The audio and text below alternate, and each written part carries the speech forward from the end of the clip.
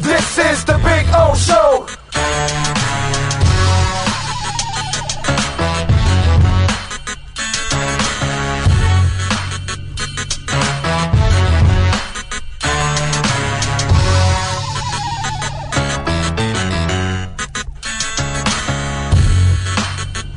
This is the Big O Show. This is the Big O Show.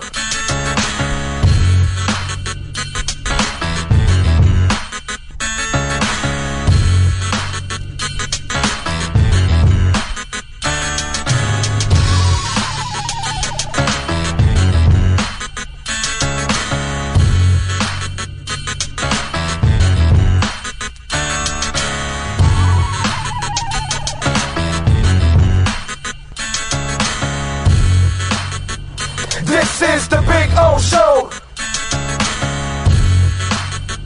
This is the Big O Show.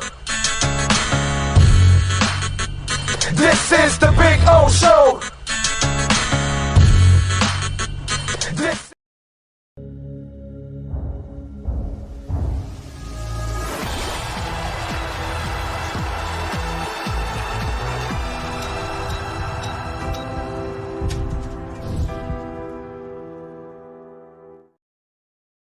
Just one place sold the most Acura models in the last 16 years. Acura of Pembroke Pines. Drive the new 2024 RDX, $419 a month during our 16th anniversary sale.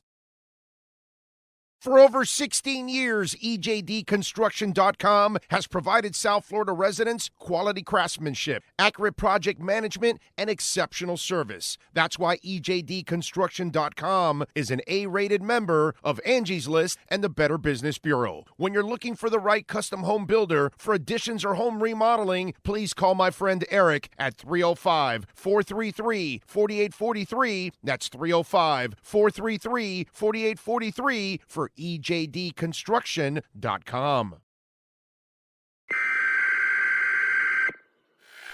We interrupt this program to bring you a special report. Miles an hour, that's a Category 4 hurricane. 3 deaths are reported in Florida after more than 24 were killed in the Caribbean. This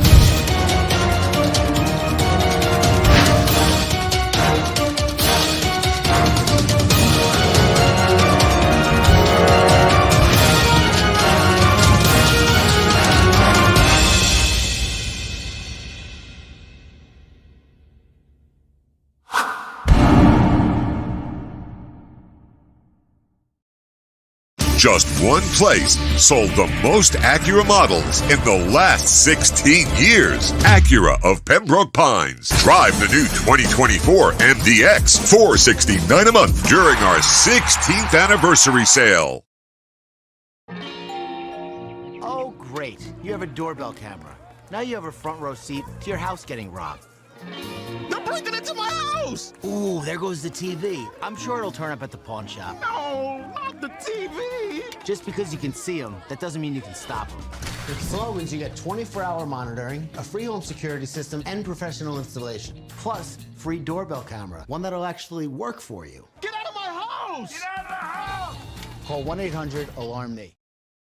When presenting an award to an employee, athlete, executive, or fantasy GM, make sure you call Orvieto's Awards and More. For 35 years, these custom award specialists have been providing plaques, trophies, custom framing, while providing state-of-the-art laser and computerized engraving, UV printing, and glass crystal etching. They do all their engraving and printing in-house for quality control. Call Charles at 305-949-8098 or visit them at orvietosawards.com. Orvieto's Awards and More, where recognition is rewarding.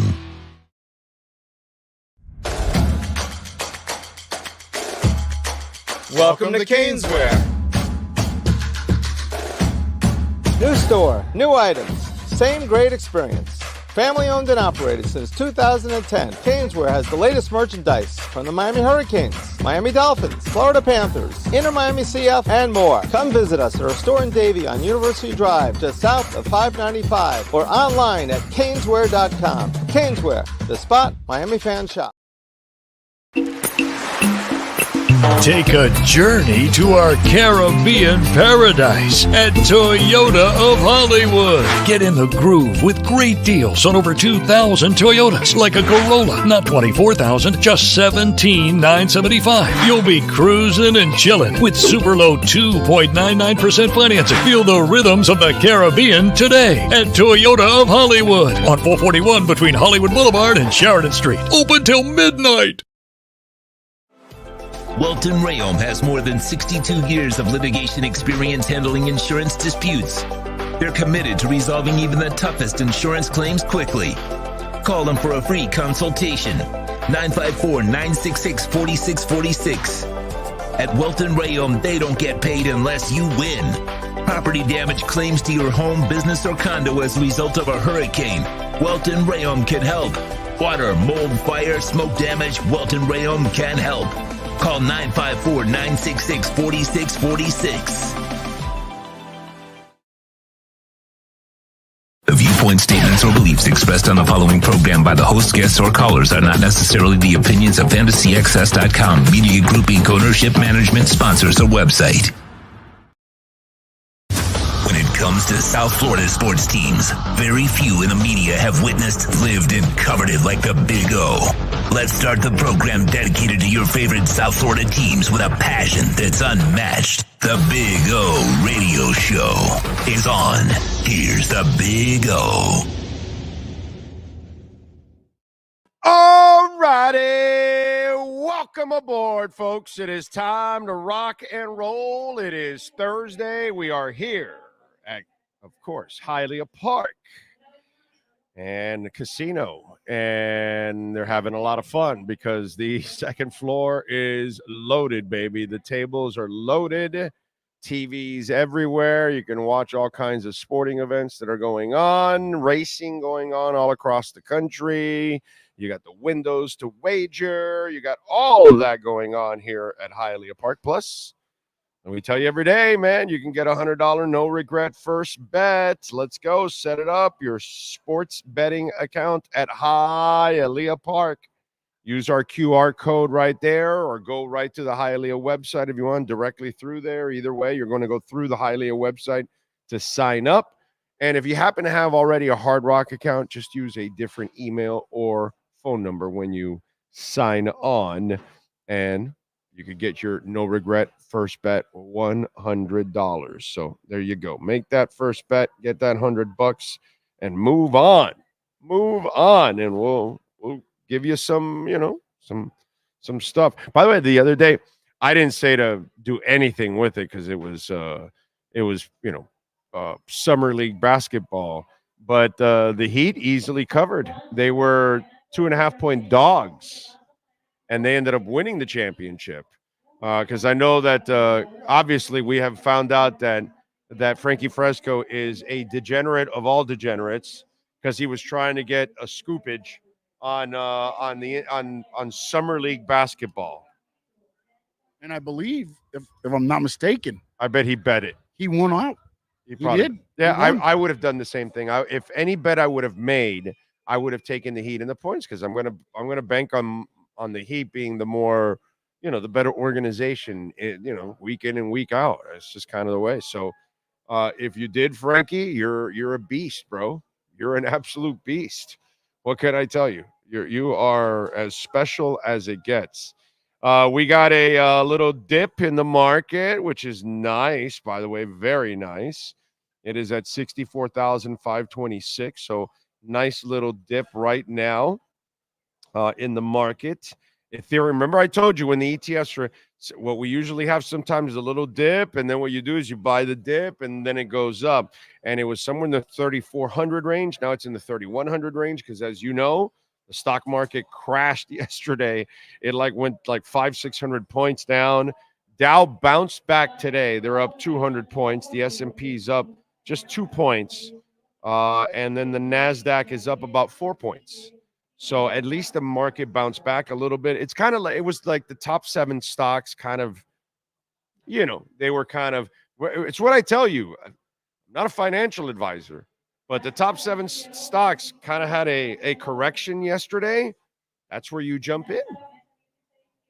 That's it. That's if I'm buying stocks, that's all I would do, man. Buy every dip of the top 7. And that's it. And it'll just keep going and going, and they will dominate, and they run the entire stock market pretty much. And you just keep running with the top 7, and you won't have a problem. By the way, it looks okay. Tomorrow we will have the go, and we'll tell you exactly where we're going to be. But it looks like a go already because I talked to him. But I got to finalize all the little things tomorrow. But our road trip to Indy, it looks like it's done. We're going to be at a bar right next to the stadium to do our pre- and post-game show. So Sean and I, this year, we're taking it to another level, apparently. We're going to some road games now. And so we're going to the Buffalo game, which we're going to be at the River Pub, okay? And that'll be on November 3rd, right? If I'm correct, November 3rd is the River Pub. We'll be pulling in on the 2nd. On Saturday, we'll be there in Buffalo pulling in. So all the fans from Buffalo and the Rochester area, Niagara area, hey, let's go to, if you're not going to the game, then go to the River Pub. And after the game, go to the River Pub because we'll be there for a couple of hours having fun. The owner's a Dolphins fan, and so there's a whole Dolphin section. And then in Indianapolis, it's not a Dolphins bar, but we're making it a Dolphins bar that day. And Sports Babe 305 is doing a whole tailgate pregame thing that you can be a part of, food and all kinds of stuff. It's all one price and all kinds of great food, and it's awesome. Plus, our broadcast is going to be there, okay? And our broadcast will be there for the post game, okay? So hopefully everybody will come back. If you're not flying right out after the game in Indy, and you're staying overnight like we are, we'll be flying out the next day. Come on over, man. Join us at the bar in Indy. We'll tell you exactly where it's at, but the River Pub will be the place for the Buffalo trip, and now the Indy trip will probably be finalized tomorrow. So that'll be pretty cool. I like it. So there you go. And you never know. We might have the Seattle trip. I think NorCal. I sent him our flight information. Prayers to us, bro. I gave him our flight info that we needed. You ever flown Alaska Airlines? Yeah, well, we're flying Alaska Airlines. I did not realize there's not a lot of nonstops. And I just, I'm not big on connections. I'm just not big on connections, and especially, wintertime. I don't need to just keep, no, dude, just get me there. And I know I'm flying from here, so I don't deal with the weather, so just let's go, that's it, enough. So, yeah, so we got that to give you. And then today I stopped in at 3A Graphics, which is right here in Hialeah. And we tell you all the time, for custom printing and embroidery, 3A Graphics, man, they are absolutely amazing.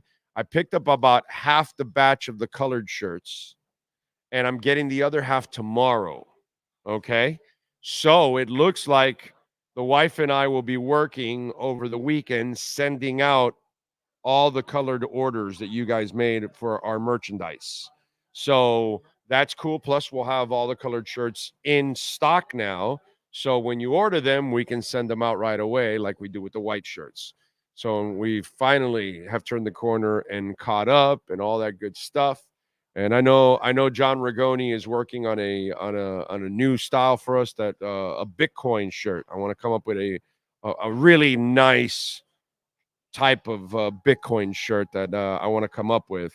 And I kind of gave him ideas, and I know his artistry is at work right now, which I'm looking forward to it. But we first wanted to catch up, and you see John Rigoni there. If your company, by the way, you need graphics designs, logos, social media, business material, merchandising, packing, all that kind of stuff, John Rigoni does all of that. He does our designs. He can do yours. So really excited that we're getting the colored shirts and if you didn't hear yesterday's show, those of you that placed orders, okay, only those of you that have been waiting super patiently for 2 months, okay, and you have not complained not one freaking time. Not one person out of all those orders has said anything. Why? Because those people truly give a shit about our show, truly support us, truly love Sean and myself, okay, and want us to succeed. And they're there to support us through thick and thin. And I love that. And by the way, every one of you that ordered and hung in there, you're all getting bonus shirts. You're all getting bonus shirts or hats. I don't know which one. Because if you have a hat in the order, then I'll give you a bonus shirt. If you don't have a hat in the order, I might give you a hat. You know what I'm saying? And so that's what we'll do. We'll hand out a couple of different ones for you all, and you know, show you my appreciation, our appreciation for supporting us and hanging in there like rocks, man. Because without you guys buying shirts, making donations, visiting our sponsors, coming out here to Hialeah Park, having a great time, visiting Toyota of Hollywood, Canes Wear, you know, Cutter's Edge Pro, get your landscaping done, maintenance, all that kind of stuff. Without that, we don't survive. You know, all those little things, hitting the like button. By the way, it's very important that you smash the hell out of the like button. So let's go, man. Get that thing going too. It's another way to get it out there. And that's our merchandise QR code right there. And if you want to order any of the shirts, we're gonna make some new billboards for our social media. Sean's gonna work on that for me, so we can kind of display the new shirts, but with the different colors, because it really bounces, you know. So it's pretty cool when they're on the different colors, and they did a really good job, obviously, with the design by John, and obviously the printing and everything by 3A Graphics was just absolutely outstanding, man. Outstanding. We got a lot of stuff to talk about. Obviously, Tua's hold-in will be a big topic today on the show, and we'll get to that too on the show. Let me do a little roll call. Gus 1388 is number one. How about that? DF is in the house. Oscar Rojas. Think Blue Dodgers. Jamie Zorria out in San Jose. Hoping everybody has a great week. Jeff is in Long Island. Cosa Nostra. Steven Gonzalez. Joe 305. Ray Sosa. Jay Gelfin. Already starting to watch the Olympic athletes compete. U.S. men's soccer team looked terrible. But I mean, the new Jay. The news is when the U.S. soccer team looks good, that's news. That they look like shit against France or East London Square, that's normal. You know what I'm saying?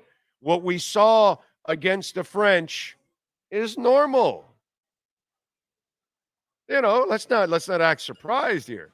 The breaking news is the day they actually start playing well, like with substance, you know?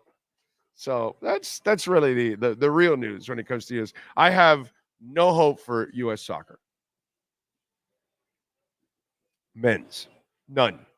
Nada. The day they start, then okay, then all right. It's kind of, you know what it is? Same as the Marlins. I have no hope for the Marlins. I don't care, whatever. The day they start spending and like really like caring about keeping players and signing a core long-term contract, hey, you got my attention. You care, I'll care. And that's kind of the way I whatever. U.S. soccer team is an absolute joke, man. Absolute joke. J-Town can't wait for the season to get started, but this will be my first negative comment on Tua. He's getting paid to stand around and practice. Homie, don't like that. It's interesting, J-Town. What's going on here is a dynamic of an agency using the leverage of their contract with Jordan Love and now with Tua. And so both guys are holding in. Right? The agency's kind of trying to manipulate all of this. This is all agency driven, telling Love to hold in, telling Tua to hold in. Okay? Only problem is you're dealing with a different kind of front office. This is a front office that is pretty strong on their stances, and they don't really fold very easily. And when they have, just because they like you, just because they want you on the team, doesn't mean they're going to just, hey, let me bend over and, have your way. And that's not going to happen. It's just not going to happen. Right? And they have proven that overall. They love Tua. They have proven that, the front office, not the owner, not the prior coach. Those people proved they weren't Tua people. These guys have proven Tua. They got the coach for him, all that. They had the vision of, okay, we could get this guy as a coach, and he has the kind of system that this fits Tua, and he fell in love with Tua, and now you've built everything around Tua, and that's kind of where they're coming from. And they're coming from, hey, man, we got to build a team. We're not going to, just because everybody else wants to bend over. You're going to pay Jordan Love all that money after one season? That's dangerous. And remember, go listen to the shows at the end of the season and in the playoffs. You remember, Sean, how I thoroughly explained what happened to Jordan Love and C.J. Stroud, why they didn't play so well at the end? Do you remember what it was about? What was the element that was missing all of a sudden when they got to the playoffs? The running game. Go look. Go look at C.J. Stroud and go look at Jordan Love's seasons. And as long as they were running the ball, they were very effective as a quarterback. And then when they got to the playoffs, they shut down the run, and then they put the ball in the kids' hands, and it was tough, because it's tough for any quarterback to do something like that. You know what I'm saying? So this is something that, while the kid played well, there were some things that if you really watch the games, our problem is that we don't really watch the games. We don't really know what we're watching sometimes. Not me, but some of you out there and some of our media brethren. And so with this whole situation, here's where, again, I'll mention it again, and where I'm like you, homie, don't like that. If I'm Tua, I take it the other way. I take all my reps. I'm super sharp. I want to be super sharp when the season starts. I want to have a season that I'm going to shove the ball down your throat and then tell you at the end of the season, no, mother effer, now you're paying me even more, because now you really have them by the balls. But if I'm Tua, I'm not Tua, and his agency doesn't give a they're just worried about the commission. Hold out. Oh, no, you'll be fine, this and that. And then when you're rusty and you don't play well and you make mistakes, and then that hurts your stance, or it puts you at risk, or all of a sudden you're not playing well, and then you start trying to do shit you're not supposed to because you want to get out of your funk, and then it snowballs on you and you have a terrible season. Then it backfires on you. Or if you lost weight now and you want to run around a little bit more and you want to buy yourself time, and you didn't learn your lesson that we've talked about on the show prior, Don't hold on to the football 4 or 5 seconds. You will die in this league. So does he go back to playing hero ball, risking it and all that? There's a lot of bad shit that can happen to him if he's not playing well. So I am J-Town with you 1,000%. He should be taking snaps. He should be taking his reps. Nobody's going to hit him or anything. The chances of him getting injured are so slim at this point. But if you're not ready for the preseason games, if you're not ready for the scrimmages, and you don't have that stuff under your belt, and you're sitting on the sidelines, and then when you don't play well in the regular season, don't blame anybody but yourself. And by the way, the media and the fans will ride on Tua. And we'll say, well, bro, you were selfish. You stood on the sidelines. And say, you're getting paid. You're not holding out. You're not out of a contract. No, you're under a contract. You have a 5th-year contract. You signed it. You got to play under it. And they can tag you for 2 more years. So what are you doing? To me, this is the wrong thing he's doing. And if I'm the front office, I don't flinch at all. I know what this is happening. The Lawrence deal and now the Love deal is going to make these deals get out of control. And unfortunately, that's what this position is. It's completely out of control, the money you have to pay somebody. But since it's out of control and since, you want to play hardball, well, then you do the same thing. Say, well, okay, bro. We built the offense for you, everything. We set everything up for you. It's up to you. You want the contract? Go earn it. Go put us in a corner that we have no choice but to give you $60 million next year, not 55 or 57.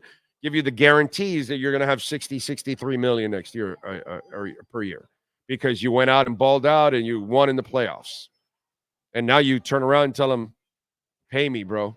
Now if you don't pay me, now I own you don't own the fan base right now, Tua.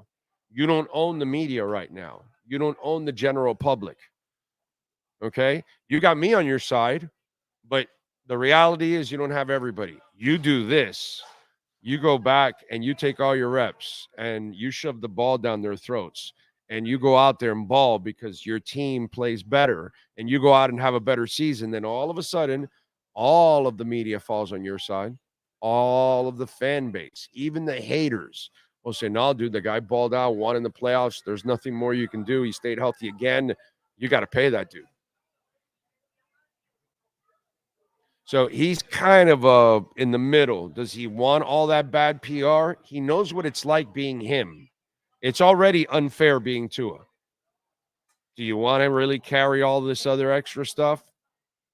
I think Tua has a lot more to lose than the Miami Dolphins. A lot more to lose. He knows what it's like to be in a bed with a dislocated hip.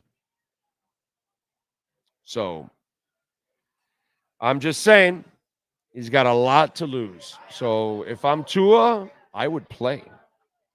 I would play and I would take it the other way and stick it to them. But this is driven by an agency that is manipulating 2 different quarterback situations.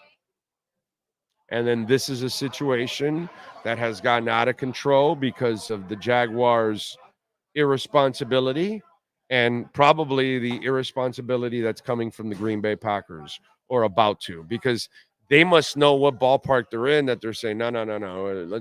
Let's get this contract signed and really put pressure on them.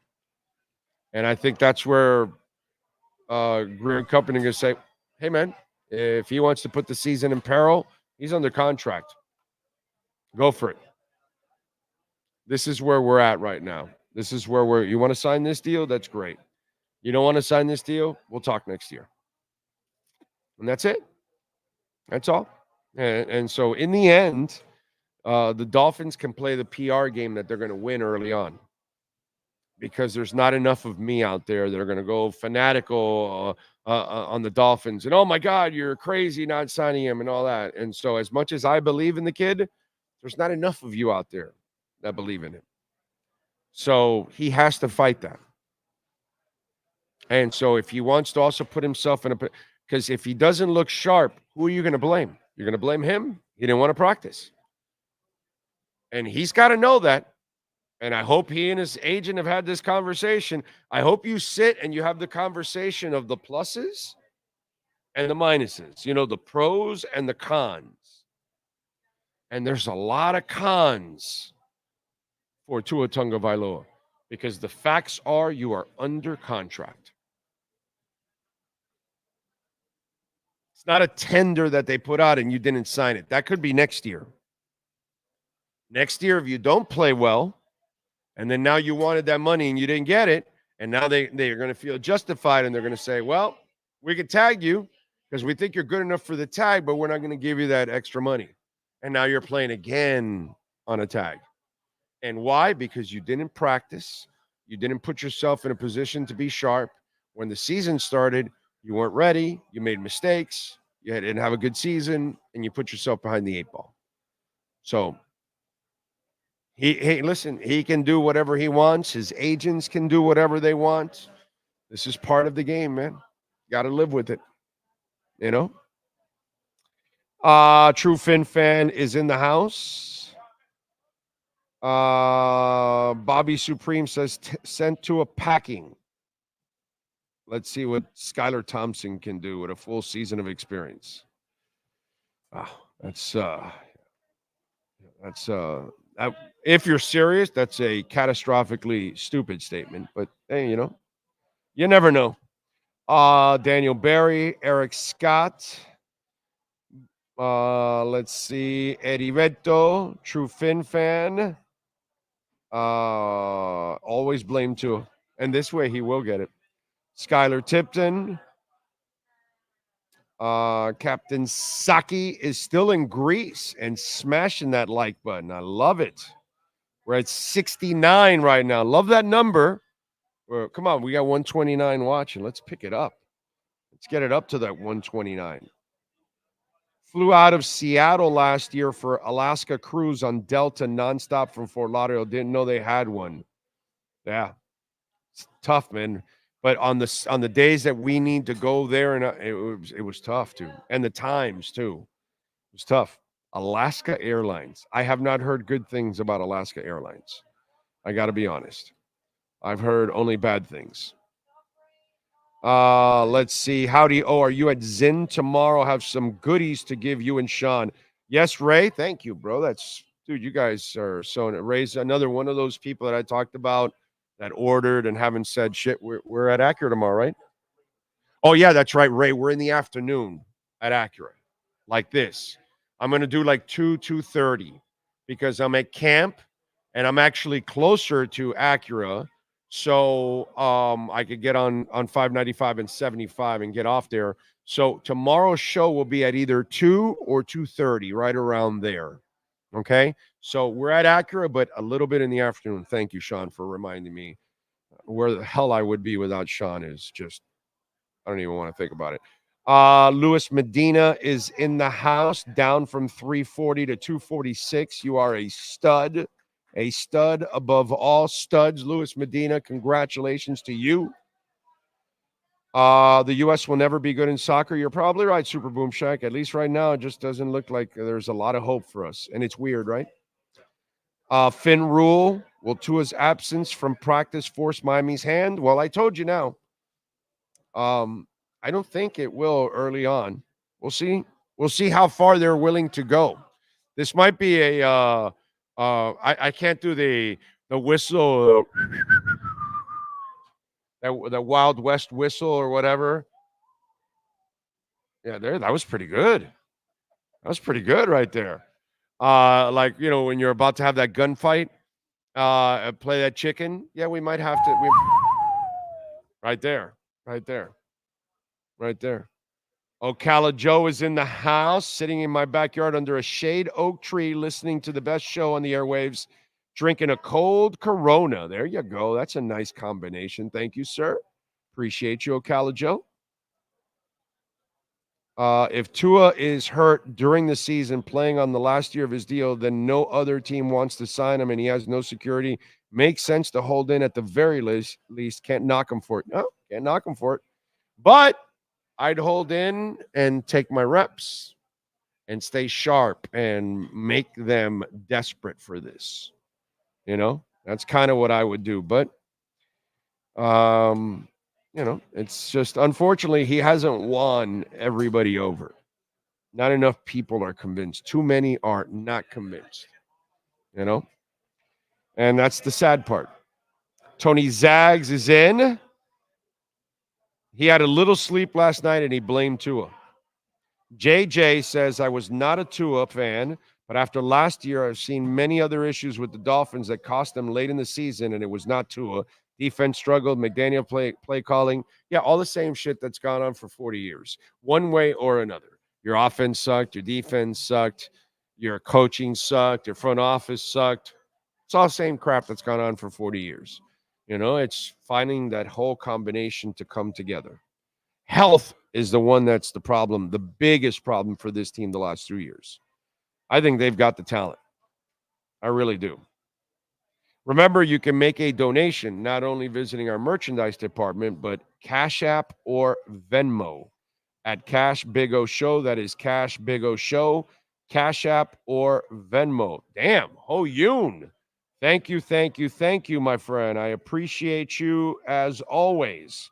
Making a donation on Venmo. Thank you. I appreciate you. Yes, sir.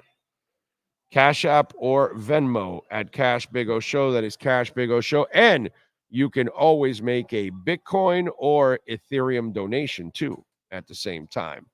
On Cash App, damn, Ray Martinez, thank you. A big time donation, sir. Appreciate you. Thank you. It's very nice. On Cash App, he says, for happy Thursday, lunch on me. It's a hell of a lunch. Sir. Thank you very much. That is awesome, man. Very kind. Thank you for being an amazing supporter of the show. Ray, Ho Yoon, so many of you out there. Ocala Joe, I know. So many of you out there, great supporters of the show. Thank you very much, man. Let's see. Big O, I heard a rumor that Tua might even go golfing and not learn the playbook. The flow style of preparing for a game. It worked well for him in the Baltimore game. He was golfing all week. Hey, come off the bench. And he brought him back from a comeback. Yeah, why not? That would make a lot of sense. I would have to agree with that. By the way, Welton Rayom is a proud sponsor of our program. We love talking about Jeff Welton, Daniel Rayom. And folks, let me tell you, if you need a lawyer right now, and you need the ultimate bookend tackles. I've seen it for ourselves when Progressive Insurance did not want to live up to their responsibilities. Welton Rayom brought them to their knees. They even got the person that was representing Progressive fired, pretty much. Okay? Many of our listeners over the last 2 years have hired, 3 years now that they've been with us, right? Yeah, I think it's a little over 3 years that they've been with us. They've hired them now for bankruptcy, for homeowner property damage and condo damage, from water damage, from storm damage, all kinds of stuff, car accidents, truck accidents. Recently, one of our listeners had a truck accident, called Welton Rayom, even listeners outside of South Florida. So even if you're in Florida, you can call Welton Rayom. The consultation's free, 954-966-4646. And we know it's not just about hurricanes. We get windstorms and rainstorms all the time. Did you know that starting at 40 miles an hour, wind at 40 miles an hour starts causing roof damage? Yeah. So if you start seeing any little brown spots, you call Welton Rayom. They send over their adjusters. They see if something happened during the recent storm or water damage that happened because we had a ton of rain or something. Some of you out there, you just get a deluge of rain and it's 2, 3, 4, 5 inches. And that causes a real problem for any of us, man. That can happen to us anywhere at any time. Call Welch and Rayom. They have their own adjusters. Do not call the insurance company. They will handle the insurance company for you. You never even have to deal with the insurance company. Your lawyers will deal with the insurance company. The only thing you're going to deal with is picking up a check with Dan and Jeff. That's what's going to happen. So personal injury, commercial litigation, business owner claims, criminal defense. So, if you're hanging around with Sean Kingston, they can do it. Bankruptcy, again, a lot of people are having issues. Welton Rayom, 954-966-4646. All right. I trust Greer. If Tua signs for $60 million a year and gets hurt, same people are screaming for a Tua mega contract right now will blast Greer. Exactly. Dude, they're going to complain that they didn't sign him now. They're going to complain after they signed him. They'll complain about his contract. If he gets injured, they'll complain that he got injured. Why did you sign him? And if he kicks ass, the same people say, "Wow, the guy's awesome," and I was always on his jock, and I was always a big fan, and all that. And we're gonna know that there's a large percentage of you that are going to be a bunch of phonies. So when he does bust through and he does convince the people that he hasn't convinced, all you phonies out there will hide like you normally do and won't say anything. And all the shit you talked that anybody can play the position, all that stuff, because, that's been the thing for 25 years. Anybody. I mean, it's so easy to find a quarterback. So all the silliness, Skylar Thompson's better, or Mike White, or Teddy Bridgewater, all that stuff. We'll never hear about that ever again. And the good thing is, for most of you, is nobody really follows what you say. So you can play every side of it. That's where I used to have a lot of fun with Omar Kelly when he was on our show, because he would constantly play both sides, and I would constantly bust him on playing both sides. He had some nice sneakers on today, by the way. His sneaker game was strong today. I don't know what the hell they were, but they were nice. Definitely nice. Let's see. The big Cuban Sportstradamus for president. Please, no, you want to kill me. That's the worst job in the world. Plus, there's no hope. That's the worst part. That's the part that nobody understands. It doesn't matter who really takes over. They can't fix our fiscal issue. We're at $35 trillion in the hole. By the end of the next 4 years, it'll be $45 trillion in the hole, and and it'll continue. And there's no way of reversing it anymore. We're at an irreversible stage, is what people don't understand. The average person, they think silliness. Oh no, this candidate will do something to turn it around, and bull crap. So really, whoever is the next president, okay, you're set really for failure, because there's really no way out of the abyss. It's just no way. You're paying 1 trillion monthly in just interest. Just interest. Monthly, you collect everyone's taxes, and 66% of it is going to the interest on your debt. That's before you go to the military and Social Security and child care and building bridges and roads and Medicaid and oh my God, everything, schools, you name it. Every time they collect our taxes every month, 60-something% of it just goes straight to the interest of our debt. So, it's like these two terrible candidates are fighting each other to become president, and they're just going to fail miserably because of what the last 4 presidents have done. And then this 5th one will just add to it, and it'll be so. Doesn't really matter. We're just going to go deeper and deeper and deeper, because that's all they can do is put us deeper and deeper in debt. So, good luck.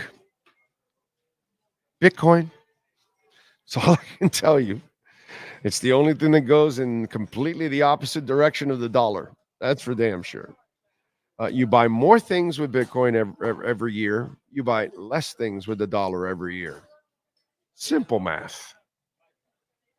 One thing started way below zero pennies. Below 0 penny. It started below 0 penny. Okay? Not 1 penny. No, negative. And it's at $65,000 now. I don't know, man. So I can't help anybody, but it is what it is. Not a financial advisor, just a dude with some common sense. Let's see. Glad to hear Javon Holland didn't suffer serious injury. No, he looked good out there. Here we go. Nibble. We're going fishing again. We got nibbles again today. Very, very, very aggressive defense. No pads. Now, I'm not going to go crazy. Quentin looked good. Agba looked good again. Chop played well. Kamara flashed also. Kohu played well. Elijah Campbell played well today. Some guys, they look good. Obviously, again, no pads. So I'm not going crazy on the whole thing. You know what I'm saying? You know what I am tripping? See some of the guys who I'm sitting there with the rest of the media members, and they're truly freaking out that Eichenberg is a starting guard.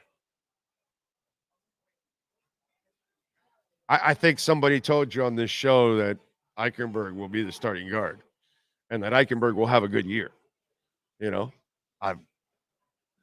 going to go with those guys. They know what they're doing with offensive linemen. The poor man had a bunch of injuries last year, and he still actually played half decent at times with one leg. So let's see if he can, have a little luck, poor man, and let's see how he plays. So I wouldn't be surprised, but it's kind of funny listening to the guys. I'm like, and they're going back. I can't believe that he's lining up with the first team, and I'm like, okay, that kind of stuff. But I'm not going to go crazy, but they played aggressive again today. There was an edge that I saw from the defense. Again, doesn't mean shit. Let's wait till they put on pads, and let's see if I start to see more of that. Let's wait till we get to the practices against, the Falcons, and every team. Those are the important ones. Falcons, Bucks, and whoever. Those practices, we got to hear about the same shit too. You know what I'm saying? But I'm just telling you that the Weaver thing, okay? And Agba, by the way, is getting like starter snaps, like almost automatically. And it's what I told you yesterday, huh? Commanders, okay. And it's what I told you yesterday. We all don't know Weaver. We really don't know who he is, what he wants to do, how he's going to develop as a defensive coordinator. You know what I'm saying? But the defense already just pops. It pops right away. And guys, they bought in, man. They bought in. So it's a nice vibe. How about that? It's a nice vibe. It's great energy. It's an aggressive tone to it. I like what I'm seeing from Weaver's defense. Again, no pads, not going crazy. Not going to go, oh, my God, we've got this or that or whatever. Oh, this guy's for real. Not doing any of that. But at least I'm not watching a bunch of screw-ups out there and no energy and kind of going through the motions or something like. No, I'm watching an aggressive bunch of cats. And I kind of saw it again today. So as practice goes on, and we'll be at practice tomorrow. By the way, nugget for you all. No pads till Monday. Okay, so Sunday, Joe fans out there, if you're going, don't be disappointed if they're not in pads on Sunday. So don't expect a full-out practice on Sunday. If you're going to Monday's practice, goody for you, baby. Yeah. That's when I start to get slightly excited. You know what I mean? When you live through two-a-days and inside drills and all kinds of hitting and training camp back in the day towards the end of Shula and Jimmy's run and the beginning of Wanstead, when you've lived that part of it, these practices are Mickey Mouse. Let's just put it right out there. This is Mickey Mouse. the bullshit that they do now to prepare a team compared to what I saw towards the end of Shula and what I saw with Jimmy and the beginning of Wanstead. Wanstead started changing, and it kind of the sport started changing. It's not really on Wanstead. I'm not going to blame Wanstead for that. It started becoming where the NFLPA started getting stronger and started to, protect players more and more and more. You know what I'm saying? So that's kind of how it is. What else do we have here?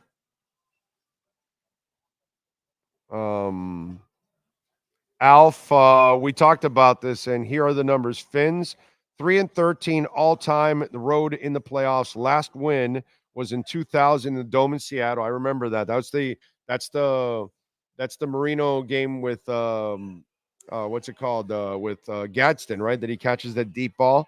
And then the two other times were in 71 and 72. Yeah, that to me, Alf, and we talked about it today because Alf was sitting next to me over at Dolphin practice, and it's funny to me. Like, people act like the Dolphin issues that Jordan Poyer brought up was like new or something. Dolphins have been a soft team for 40 years. That's who they've been. We don't win road playoff games. We don't win in the cold. We don't win in the West Coast.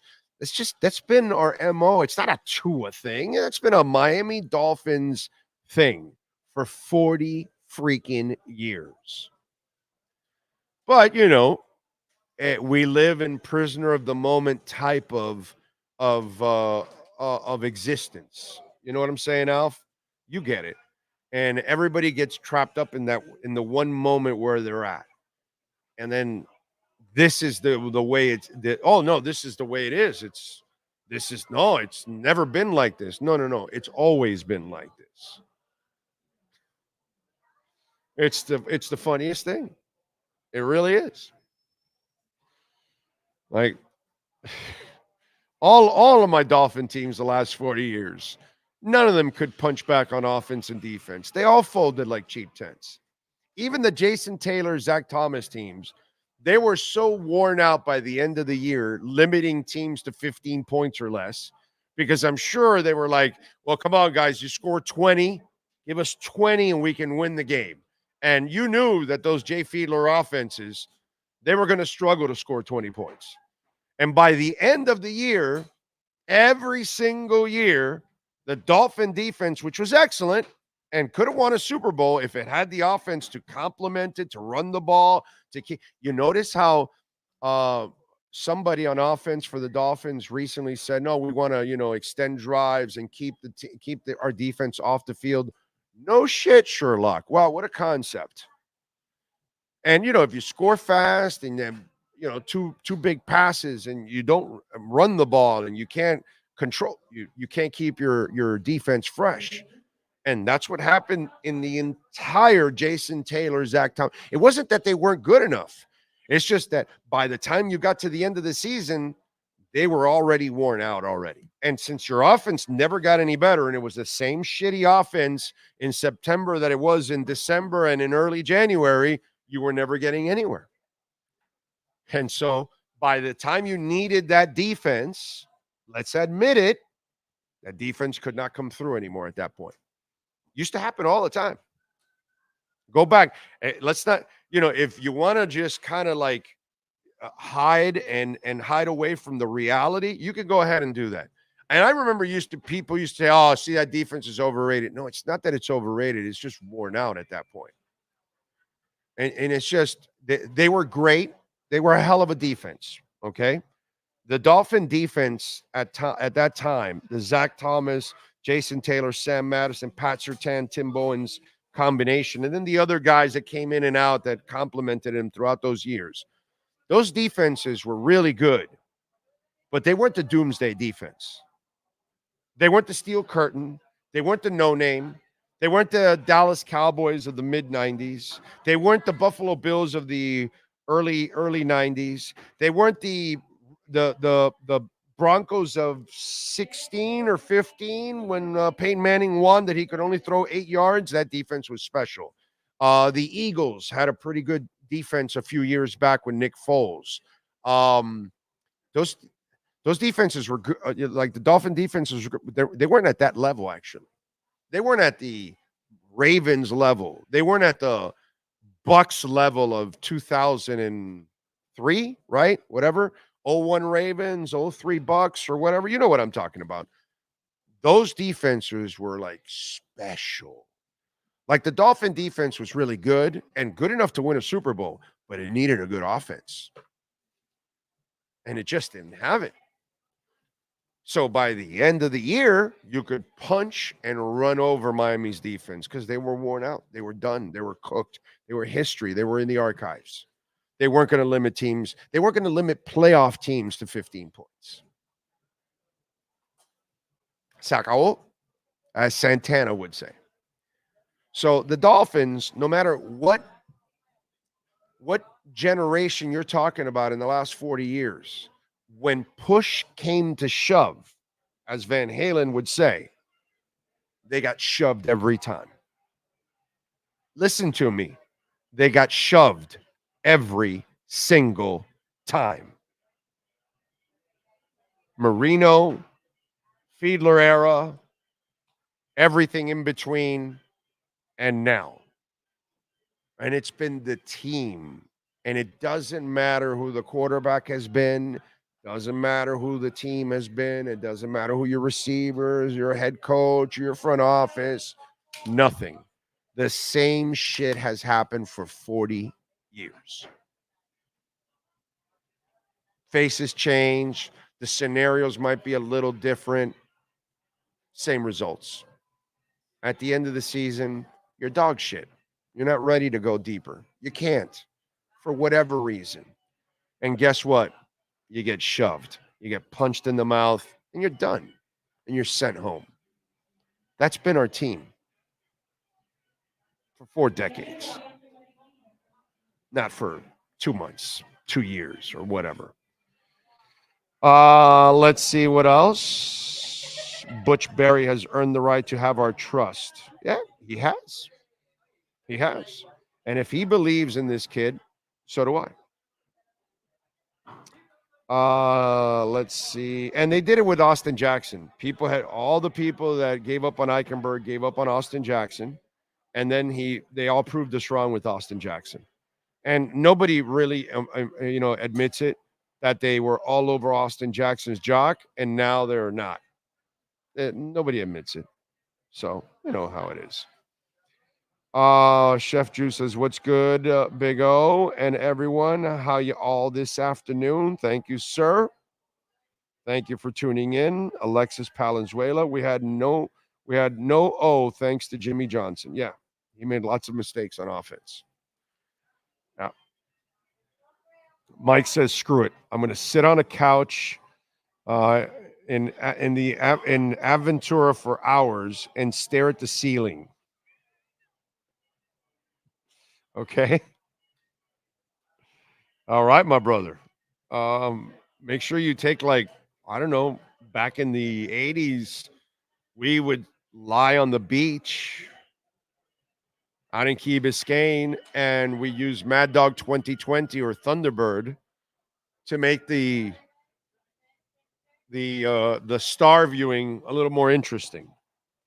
So if you're going to do that, I'm just saying, use a little something to make it a little interesting while you're looking up there. It's ridiculous that Tua hasn't been paid. What a joke, says Chris Jordan.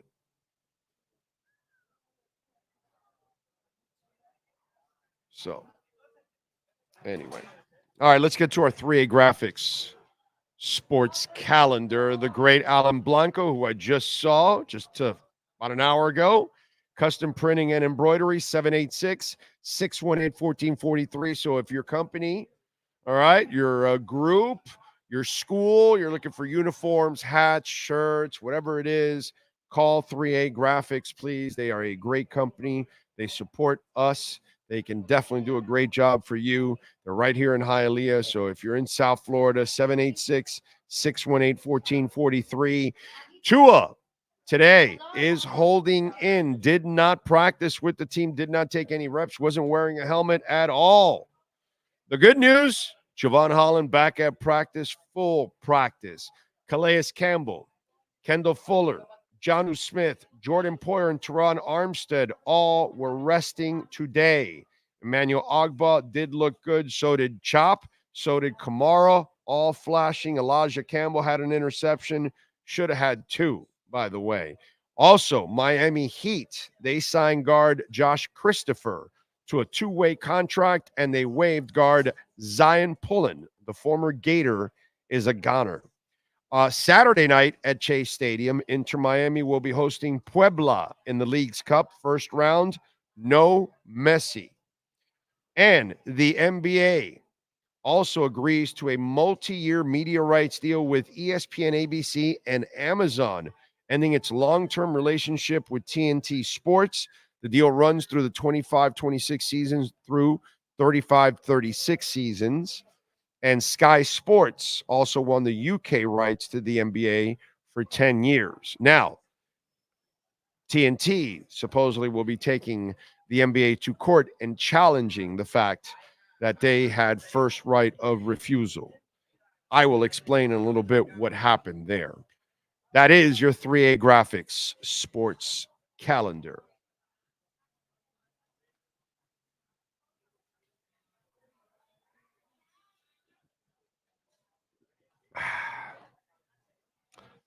If you're going to go with bum wine, go with Night Train, tastes like turpentine, and hits the brain like the Lions DB of the same name. Nyborg, I am a teenager in the 80s with little money. At this point in my life, there's nothing you can pay me to drink that. Okay? It's a whole different ball game when you're young. Okay? When you're young, you're buying a case of Schaefer beer for $5.99. Hey, why didn't you get the Heineken? Well, because we can only get a 6-pack for $5.99. But for $5.99, we can get the case of Schaefer. What are we getting? Schaefer. You know what I'm saying? So when you're at 81st Street Beach, or at the missile base, or, I don't know, partying somewhere else like we did back in the days, you know, there was the drinking wasn't, there wasn't a standard. It was whatever you can get, you drink. And that's it, man. If you can sneak it out of your house, if you can get somebody to purchase it for you, if you can get it super cheap, whatever is quicker, get me that liquor. Okay? So that's a whole different ballgame. We're talking about a whole different Orlando Alzigari. You know, we're talking about an Orlando Alzigari 40-something years ago. Okay? That's a long time ago. Long time ago. Whole different world. You know, like back when Key Biscayne was completely open and it's not all fenced in and closed out all over the place. You could park anywhere and they didn't bother you. And that's why you know. But again, I lived in a different era, thank the Lord, that we actually had fun and we weren't really trying to put people in any kind of trouble, you know.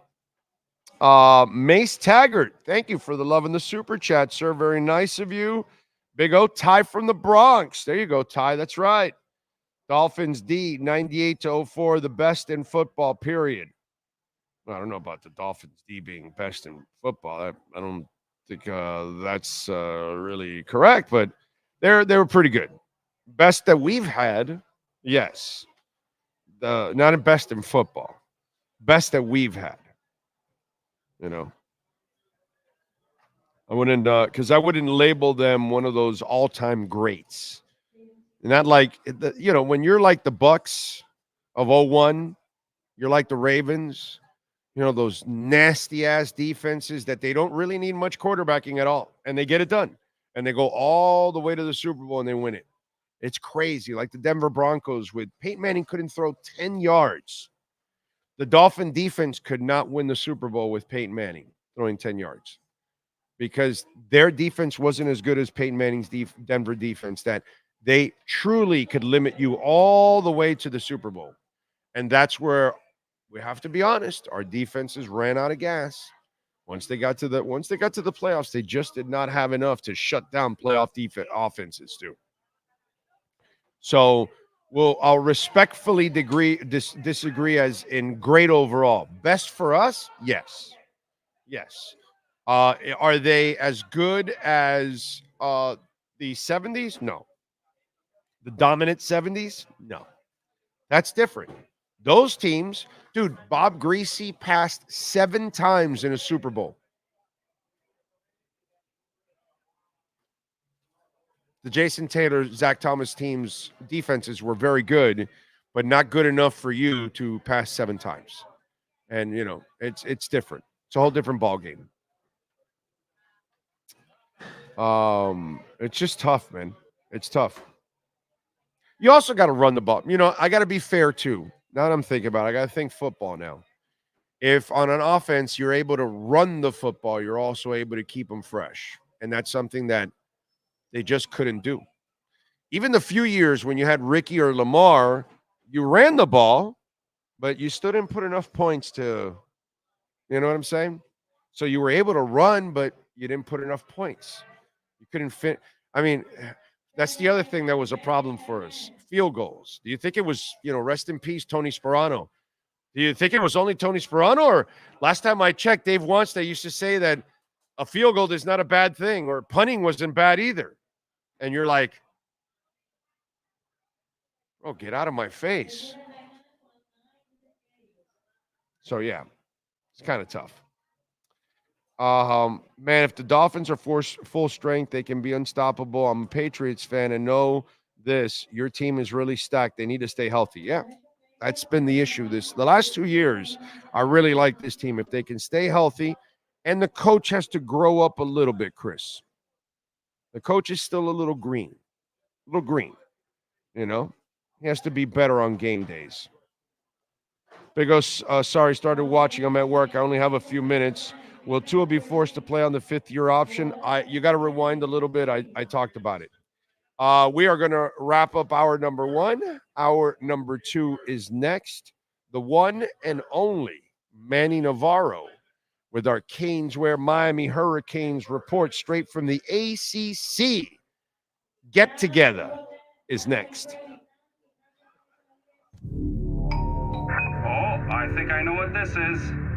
Houston, we have a package. Hello? No matter where you are, the Sloman Shield home security system guards your home. With next-gen perimeter protection, 24/7 monitoring, and interior motion sensing. And right now, get a free Sloman Shield security system and doorbell camera, all professionally installed, for free. Shield your world, the Sloman Shield. The viewpoint, statements, or beliefs expressed on the following program by the host, guests, or callers are not necessarily the opinions of FantasyXS.com, Media Group Inc., ownership, management, sponsors, or website. If you're a Miami sports fan, there's only one store to go to, and that's Caneswear at Miami Fanwear in Davie. They're your one-stop shop for all your Inter Miami CF, Canes, Dolphins, Panthers, and Marlins merchandise. They have hats, t-shirts, game day jerseys, and so much more. Located at 2655 South University Drive in Davie, and open 24/7 online at caneswear.com or intermiamiwear.com. Call them at 954-835-5597. Caneswear, the spot where Inter Miami and all Miami sports fans shop. Time for Canes fans to get what they want. Information, insight, and perspective. It's the Caneswear Miami Hurricanes Report with Manny Navarro, exclusively on the Big O Radio Show. Here's Big O and insider Manny Navarro. Right. There he is, fresh. What's going on? What happened? Oh, he's got. Oh, I haven't gotten that picture yet. So he's got some ears on. Brought my daughters to the Great Wolf Lodge, brother. I got the little. There we go. The little wolf ears that we picked up at check-in. So I figured I'd wear them celebratory here for my my daughter's I like ninth it. birthday. I Yeah. like it. I like it. So what are they doing while you're, all Working? over the damn place? Yeah. They've been having fun, talking to their friends back home, playing video games, and then when I get out, we barbecue, go in the jacuzzi, do whatever. Today we're actually at the water park. We just got in a couple of hours ago, so the next 48 hours they'll be able to enjoy the water slides and be kids. What is it? You got one more day over there tomorrow? Well, today is when it wrapped up. Today was the final day of the ACC Media Day, but I extended our stay here through Saturday. We'll be here at the water park for the next 2 days, and they'll get to have fun. All right, good stuff, and we'll talk to you again tomorrow. We'll get back stuff. Yes. Anything that comes in tomorrow, we'll get another wrap on it. Okay, so overall this week, give me your first impressions on what you picked up from Mario this week. Yeah, I mean, look, I think he's super excited about this roster. We got to spend about close to 20 minutes just one-on-one, him and I, talking about, just the state of affairs over there. He's so focused, man. Like, he's just so into getting this thing right. And I think he feels really good. I asked him, I said, you've had 3 years now to sort of rebuild this roster. And I think they're really he's really pumped about it. I think he's really pumped about Cam Ward. He's really pumped about some of the weapons that they got on offense. He's confident, I think, in every single position. Now, he's not going to come out and say, hey, we're going to win the ACC and make the college football playoff. But I certainly think internally there's a lot of confidence about the roster that he's built and that it can win and and look really, really different than the last couple teams. Well, it's one of those where it's while we want him to obviously be better on game day, right? And that's when you really look at it, that's really his only real critique that's like there. Outside of that, dude, he's impeccable in everything else. Right. He can recruit. He can put together a coaching staff. The kids like him, because once he gets his kind of kids, obviously, the kids are going to, like him. And then this is the key thing that they've never, ever, ever, ever, ever, ever, ever, ever had in this organization or program. This is a lifer. Yeah. This is a guy that really is not looking to use this as a stepping stone to the next level. This is a guy that doesn't want to deal with pros. This is a guy that wants to mold young men into men like he is, because he is a man's man. When you talk about a man's man, bro, that is Mario Cristobal. So if you're a Canes fan, brother, you should be rooting big time for him to correct his game day stuff, because if he does, everything else falls into place that you may not have to worry about another coach again. For me, I might be dead by the time they get that next coach. You know what I'm saying? It's just, no, I'm serious. I'm dead serious. I'm talking, this is a Ron Frazier type of dude. You know what I'm saying? Well, and I think, and I think he's 1000% married to this. Let's be frank. At Oregon, he had a war chest behind him financially, right? He had everything set up there to be successful.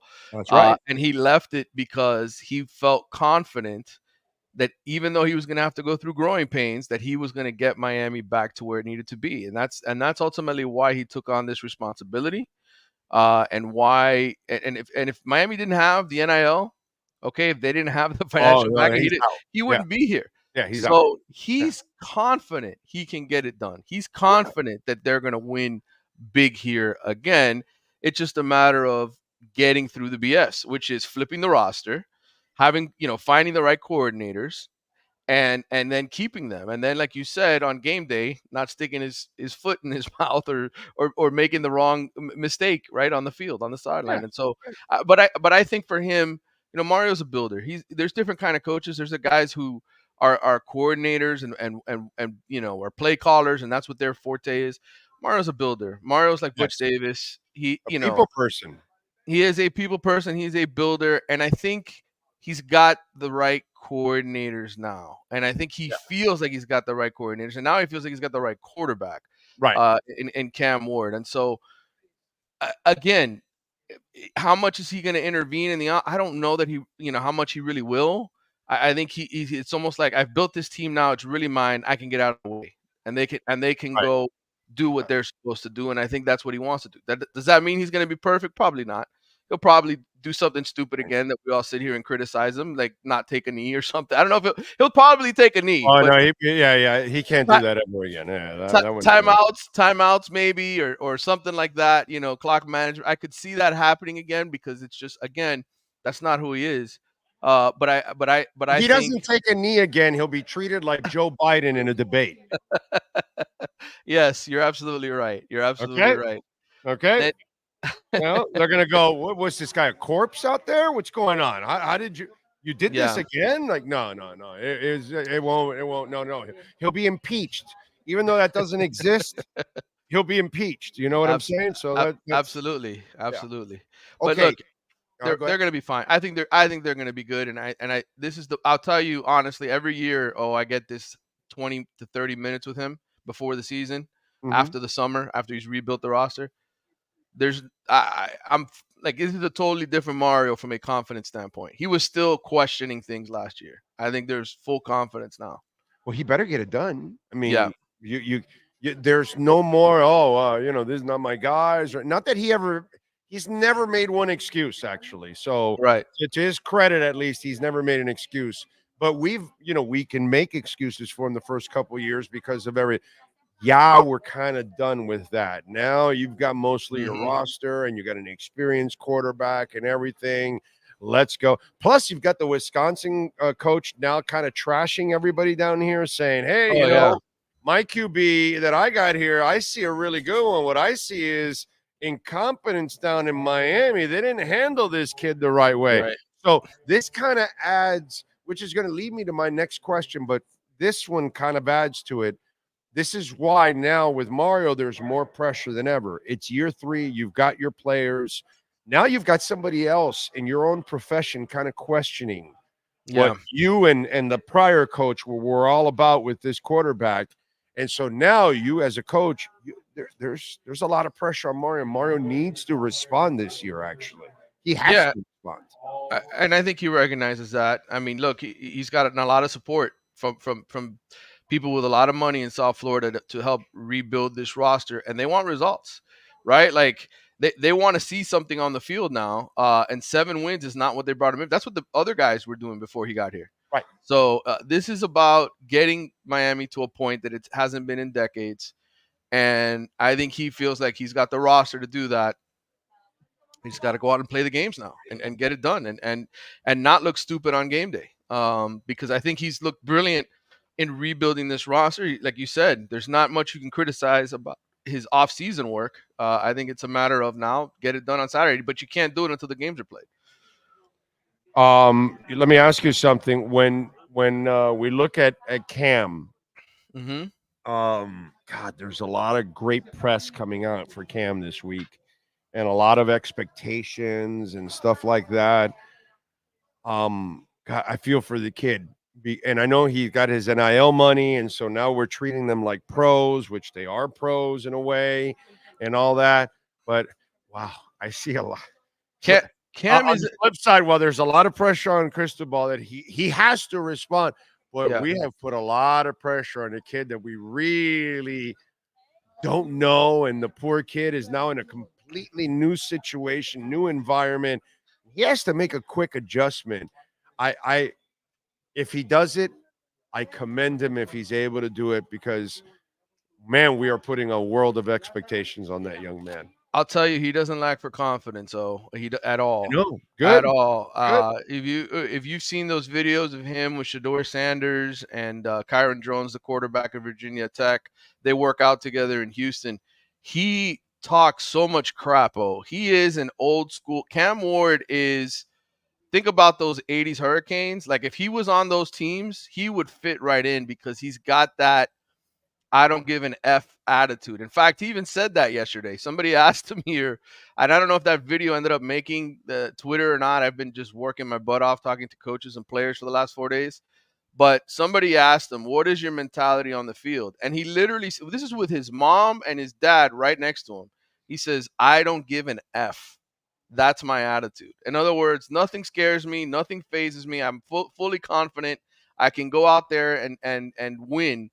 And now to me that rubs off in the locker room. Oh, they have for sure. Yeah. that they have a legit dude at that position. And everybody I talk to up here that has played the game, the coaches, the Mark Ricks of the world, the Charlie Wards, the guys that have won big, everybody up here is like, dude, this guy's for real. Like this guy, from what I've seen of his film and his ability, you put him behind an offensive line, you give him Damian Martinez in the backfield, you give him these 3 receivers with 800 yards, he's gonna blow up. And that's the feeling coming out of here. Now, if he doesn't meet those expectations, yeah, I think there's going to be a lot of people pissed off and hey, what is Mario doing again? He got the wrong quarterback. But honestly, being around the kid, talking to him, talking to his mom, he's a different cat, man. He really is. His mom, she coached basketball for 30 years in the state of Texas. She will cuss somebody out. His dad will cuss them. They both are coaches, athletes. They're unafraid and they're fully confident in their abilities. And I think it's real. There's nothing fake about it. I think, and I don't want to talk ill about some of the other kids that have been in the program, but the honest to God truth is he's different. And I think it's real. It's not fake. It's not a guy pretending to be a certain They're all way. like most of those kind of guys or women are like that. The great ones, the ones that are really they're like I don't know if you're watching that special on Netflix, Speed, with all our sprinters and I haven't seen it yet. No, it's fantastic, by the way. But Noah Lyles, do you know who Noah Lyles is? He's like our best sprinter. Okay. That dude is the cockiest individual in the world, but I believe that you have to be like that. That's how Butler is. Jimmy Butler doesn't build himself up to where he's at if he's not ultra cocky about what he wants to do out there. So and by the way, the King kid, he also brought an energy and a confidence. Yeah, De'Aaron, to the whole. Yeah, De'Aaron. And they're friends, by the way. De'Aaron King helped when he was looking to pick a school. They're both Houston guys. De'Aaron reached out to him and actually vouched for Miami and said, hey, it's a good place for you to live. It worked for me. De'Aaron King's not 6'2", 225 pounds like Cam Morris. So, but De'Aaron both is more limited. Yeah. And both, and listen, this was a no-star kid, this Cam Moore. He was signed with Incarnate Word, an FCS program, and was the FCS freshman of the year when he first started. He's thrown for over 13,000 yards and 4 college. I mean, he is Miami. When we look back on this, people are going to forget, but I think Florida State was leading to get him when he was getting recruited out of Washington State. And when he said, no, I'm going pro, Florida State moved on, got DJ Uiagalelei, and Miami was scrambling to find a quarterback. And then a couple of days later, Cam decided, you know what? I'm going back to college. And we may look at that moment and be like, what's the difference between Miami and FSU this year? It was that moment. It's what happened in January when Miami may have gotten the better of the two quarterbacks. By the way, one of their recruits got injured. Which one is that? I have not been paying attention to. That broke a leg or something like that. I saw. I have not been paying attention to the recruiting since I've been up here. So if one of the 247 guys reported that, do you or Kane's Amari Wallace? Okay, is that the central? That's the central kid. Yeah. Well, look, I mean, I don't want to say good news, but he has still not played his senior year. So bad news for him in his high school career. He's a standout at Miami Central. But if he did, good for Miami that it happened now and not in December or later in the year, if that's the case. But I can't confirm it because I've been totally out of tune. I've been talking to the Jim Phillips and the Mark Ricks and the Charlie Wards and everybody else up here. So I've taken my head out of the recruiting world. So if it happened, feel bad for the kid, but I think if there's a silver lining, it's that it happened now and not affecting his Miami career. All right, and by the way, starting next week on Friday's reports, it'll be a 2-part report from here on out. Yes, for Manny Navarro next Friday. Big Cheese is returning to the platform and joining us, and in fact, we're going to have a live broadcast at the Big Cheese in October. So if you want to come on out and join us, we'll give you the date once we've Sure. set everything up with. Hey, with man, Billy I and love that Sarah. food. Great food. Yeah, exactly. In fact, I believe when we first started the podcast 4 years ago, we had a couple broadcasts out there. I think you came out to one of them. One time. Yep. Yeah. And then the pandemic hit, and then that's when Changed everything everything. changed. Yeah. Yeah, and so they're going to come back and join us, and they're going to be a sponsor of an NIL and recruiting report with Manny every single week on Fridays. So I will get my head back into recruiting after I leave Charlotte. Right now, it's right. on the Wolf Eaters for the next 24 hours, and then ACC football and everything. So you'll get your Canes where Miami Hurricanes reports, and obviously post game reports that we're going to have, and all that kind of stuff like we always do. But then the great people over at the Big Cheese are going to sponsor an NIL recruiting report, because we figured that's something that's kind of it's its own entity in a way. There's so much hunger for recruiting news and NIL portal and all that. else. So, and we'll give you the NIL stuff that goes on in other sports too, like in basketball and stuff. Oh, like absolutely. that. Yeah. Women's basketball too. Obviously, that if we have any big NIL stuff, a lot of NIL going around. Coral Gables, the Twins are signing with Forbes magazine again. We'll tell you. You know what I'm saying? Exactly. So, that kind of stuff. So, what do you got going on in the Athletics so folks can check you out, my man? Well, I've had a few articles come out already. I wrote about Cam Ward this morning. Wrote about the new kids on the block in the ACC: Stanford, Cal, and SMU. SMU, by the way, I got to share this.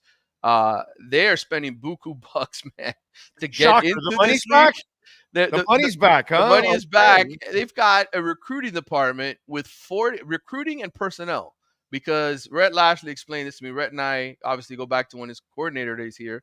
Rhett and I get along great. Says to me, he says, Manny, he's like, I got 40 people in my personnel. It's almost like an NFL type operation they got running there. And listen, they're coming off winning that American Athletic Conference. They're coming into the ACC off an 11-win season. I'm not picking SMU to win in year one. But they'll be a pain in the ass. But, dude, they're in the middle of Dallas. Like, they're going to be a problem, you know? And I think Miami fans got to be ready for that. And I think that's great, because we're all sitting here wondering what's going to happen with FSU and Clemson if they leave and blah, blah, blah. Well, SMU, look, they were a team that was headed towards greatness in the 80s. People forget about that. Oh, no, I didn't. I lived it. I know it. Yeah. But most people don't remember that, because they're like, when was SMU they weren't good? around. They weren't around for it, brother. But the potential is there to be a dominant program. And now that they're finally in the big time, I mean, they've got the 20th ranked recruiting class this cycle. They've never been in the top 50 in the modern era. And now people are like, well, they're in the ACC. I want to go play in a power conference. And they're getting some of the best kids in Texas to come to them. So Lashley can grow in there and just be a god there. And listen, listen, he went to Arkansas. Okay, he played quarterback there. You know that if Arkansas fires their coach, he may be the first phone call. But there's gonna be a lot of SEC schools, I think, going after him, man, because and so many people have failed in Arkansas. Well, that's the thing. If I were him, I wouldn't be leaving. The markets. You can't compare the markets, bro. No. He can make more money besides his salary in the Dallas area. Oh my 1,000%. And I think he really loves it there. And I think it's great. I'm rooting for SMU to be good, man, because you need these big city markets. You need the Miamis, the Dallas market. The ACC needs some of these markets to really get into college football and be excited about it. Yeah. And if SMU becomes awesome, they'll have the money flowing in, bro. They did last time. So it is what it is. All right. Follow him on Twitter at Manny_Navarro and catch his work as always at The Athletic, and twice a week here doing his thing with our Caneswear Miami Hurricanes report. Manny, as always, thank you, my friend. Appreciate it. Talk to you soon. You got it. There you go. The great Manny Navarro getting it done in our Caneswear Miami Hurricanes report. Use our code BIG-O10. They got the new Messi jerseys. By the way, they've got the new Inter Miami jerseys. You know, the ones with the Dolphins colors? They have it. They have the sneakers, the shorts, the sweater and everything. So if you want to get the whole look, you can do it. I'm buying the jersey and the sneakers. That's what I'm getting. So you can do it too. Go to caneswear.com. Get your Panthers championship hockey gear. Come on, man. How about that? And Dolphin season is already started. You want to get some Dolphins gear? They got it there. Miami Fanware's got it on. Of course, they've got Canes wear. Miami Fanware's got it all the local teams, plus practically anything and everything with the Canes logo on it. Go say hi to Brett and Jeff and John and all the amazing people there at 2655 South University Drive in Davie. And then use our code BIG010. You will get 10% off. And if you can't go there personally, you can order online over $99. You will get free shipping. And use our code BIG010 to get 10% off. Caneswear.com. Welcome to Caneswear. New store, new items, same great experience. Family owned and operated since 2010, Caneswear has the latest merchandise from the Miami Hurricanes, Miami Dolphins, Florida Panthers, Inter Miami CF, and more. Come visit us at our store in Davie on University Drive, just south of 595, or online at caneswear.com. Caneswear, the spot Miami fans shop. All right. JJ says, Schaefer beer. You kids had more class than we did. We can only afford Schlitz. Schaefer, Schlitz, they're all the same, bro. It was Schaefer, it was Schlitz. Keystone was kind of new. I don't know if it was Keystone right when I was in high school or just out of high school. It was right there, somewhere in the 80s, right? Somewhere in the 80s, right? Wasn't Keystone? Yeah, there you go. The internet will answer it all. I want to say Keystone. Was that the bitter beer face? That was, right? Bitter beer face. I remember. Whatever it was like those were the cheap beers. Yeah, sometimes it's, when you're young, you gotta settle for the cheap beer, man. September 89, so I was a little bit after high school. Yeah. No, it wasn't probably Keystone. Definitely Schaefer, definitely Schlitz. I'm trying to think of Busch was very cheap beer. Very cheap beer. Trying to think of some of the other ones that were kind of cheapy. And cans, of course. You couldn't get the bottles. Then you'd have to spend a little more if you were going to get the glass bottles. You know what I'm saying? Robert Rumbold, thank you, sir. That is very kind of you. Appreciate you. Ricky says, Big O, I work at the Great Wolf Lodge in Massachusetts. Let's Canes, let's go Panthers, let's go Dolphins, let's go Heat. Do you think the Miami Heat are going to be a playoff team this year? Yeah, I do. I think they'll be a playoff team. Yeah. Now, do I think they're going to make a deep playoff run? No.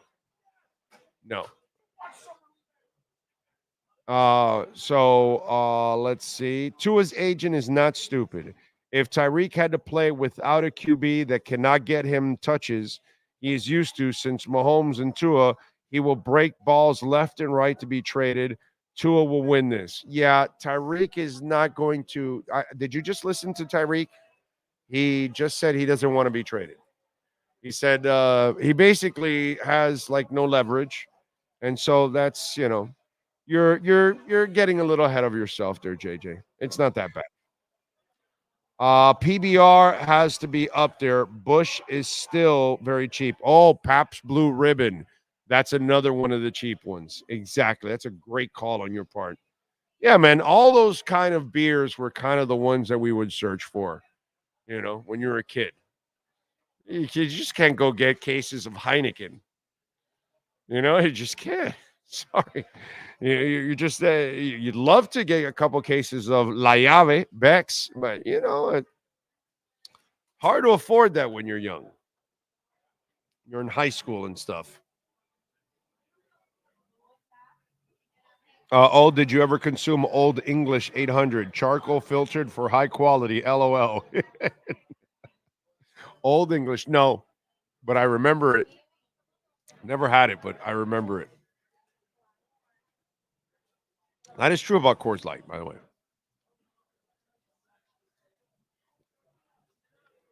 Actually, half decent, man. I would have to agree with that. All right. Let me get to some birthdays here before we continue here on Le Programme. We always like to check in. with the folks that are celebrating birthdays today on the show. All kinds of different people celebrating birthdays today. First of all, we start off with the musicians born on this date, which is July 25th. Let's start off with Thurston Moore, a musician with Sonic Youth, born on this date in 1958. Verdine White, bassist with Earth, Wind, and Fire, born on this date in 1951. Mark Clark with Uriah Heep, born on this date in 1950. Jose Chepito Areas, percussionist, member of Santana from 69 to 77. Let's see who else. Jim McCarty, best known as drummer for the Yardbirds, born in this state in 1943. And let's go with famous people born on this date, not musicians. Let's see. Matt LeBlanc, actor, is 57 years old today. James Lafferty, TV actor, is 39. Bryce Young, football player, 23. Hulk, soccer player, is 38. I had no idea there was a soccer player called Hulk, but now I do. See, you learn something every single day. And I don't even know if he's a big-time soccer player. How about this? This is big time. Got to meet him one time. My favorite player next to Dan Marino, Walter Payton, born on this date in 1954. We lost him in 1999. I met him at the Homestead Motor Speedway. I didn't meet him in a football sense. I met him in auto racing. After he retired, he was part owner of an auto racing team, and that's where I got to meet Walter Payton for the first time, and it was just an absolute thrill to meet that dude. All right, Sean, what wrestlers do we have born on this date in July 25th, sir? Finn Balor turns 43. Those are your birthdays for July 25th. Wow, only one wrestler. Okay. Rock history. In 1980, on this date, Kiss unveiled their new drummer, Eric Carr, at New York's Palladium. Initially, his makeup was supposed to be him looking like a hawk, but he more resembled a big bird. Instead, he was made up to be the fox. In 1980, AC/DC on this date released Back in Black, their first album since the death of Bon Scott. It went to number 4 on the charts. In 1989, the Beastie Boys released their second album, Paul's Boutique, which is named after a store in Brooklyn. In 1969, Neil Young appeared with Crosby, Stills, and Nash for the first time. It happened at a gig at the Fillmore in East New York, or the Fillmore East in New York, I'm sorry. In 1981, Air Supply went to number 1 with their song, The One That You Love. I remember taking a girl to the Miami Marine Stadium to go see Air Supply. In 2006, Metallica put 4 albums up for sale on iTunes. After leading the charge against sharing service Napster, the band let fans down. Kill 'Em All, Ride the Lightning, Master of Puppets, and Injustice for All. And in fact, Kill 'Em All was released yesterday, was the release date for it 40 years ago. That is what happened today in music history. All right. There he is, the man, the myth, the legend. That is Steve Calibro. How you doing, baby? I have one response. Abracadabra. Steve Miller Miller. Band T-shirt. Yes. If you're watching the broadcast. Abracadabra. We don't want to hear any. I want to reach out and grab you. Abracadabra. Steve Miller. That's right. You're digging there. A fantastic band. Okay. Fantastic musician. Yeah, well, he is the band. Yeah. Well, I mean, So, but here's the thing. So I was up in Taj Mahal. We used to do a lot of shows. We had 5,000-seat arena. We did everybody, right? And I love Steve Miller. I still have some of his music on my Jungle Love and the surf and the pouring rain. Everything's better when wet. I didn't know he had talent. This is quite amazing. Jungle Love. But it's driving me mad. It's driving me mad. It's making me crazy. That's my favorite song. I will tell you, he could not sell tickets. Really? It was amazing. Like, we put somebody out there like I don't know, even people like Tony Bennett, they would sell out right away, That's right? Tony Bennett. Yeah, no, but I mean, we had a lot of shows. You're throwing Tony Bennett out like some slapdick. No, we had a lot of shows. I know. Yeah. No, we had 6 shows a year. Look, Tony Bennett, he's not doing anything. We had 6 shows. No, we had 6 shows a year of Tony Bennett. 6. And he Tony would Bennett. sell out, but Celine Dion sells out like in, like a couple hours. God bless her, man. She's making a comeback, and she's going her to have. Was great. Renee she's going to have a residency in Vegas now. She's gone through a terrible illness. Yeah, serious. Have you watched any of those videos? Yes. It's painful and sad. And she is a goddess. I'm not a big fan of her music, ever been, but now I'm a big fan of Celine Dion, the human being. Because for her to put her pain on video to show others what she's going through, very cool, so courageous, and God bless her that we all find something we love to do. You love being in this business. You've been in this kind of business forever, all the way from 42 years, right? Can you believe that? This dude here has been in this business like 20 years. We love to do what we do. You know what I'm saying? And for her not to be able to do what she loves to do is take the stage. I don't give a shit if you shine shoes. I don't care if you're a dealer. I don't care if you're the casino manager, if you're a broadcast. We all find something we're good at and we love to do and we take pride in. And when you can't do what you love to do, bro, you don't feel complete. And I feel for it because Linda Ronstadt has had to go through she can't make a comeback. Like her illness, and she had just like Celine Dion. We're talking about voices that are at other levels. I have a Linda Ronstadt story. Yeah, it's right around the Steve Miller time, and I bet she sold out. She did sell out, but I will tell you what happened. So I don't know what Linda Ronstadt's all about, but I used to go watch the show in the back, just see I'd see all the customers. I knew we had we had 5,000 seats. We had about 500 comps. I knew where all they were sitting. It looked pretty good. The ticket sales were good. I would just check it out for about 15 minutes to 30 minutes. I'm standing in the back of the show, and like I'd done 200 times at that point. And all of a sudden, she starts dissing the casino.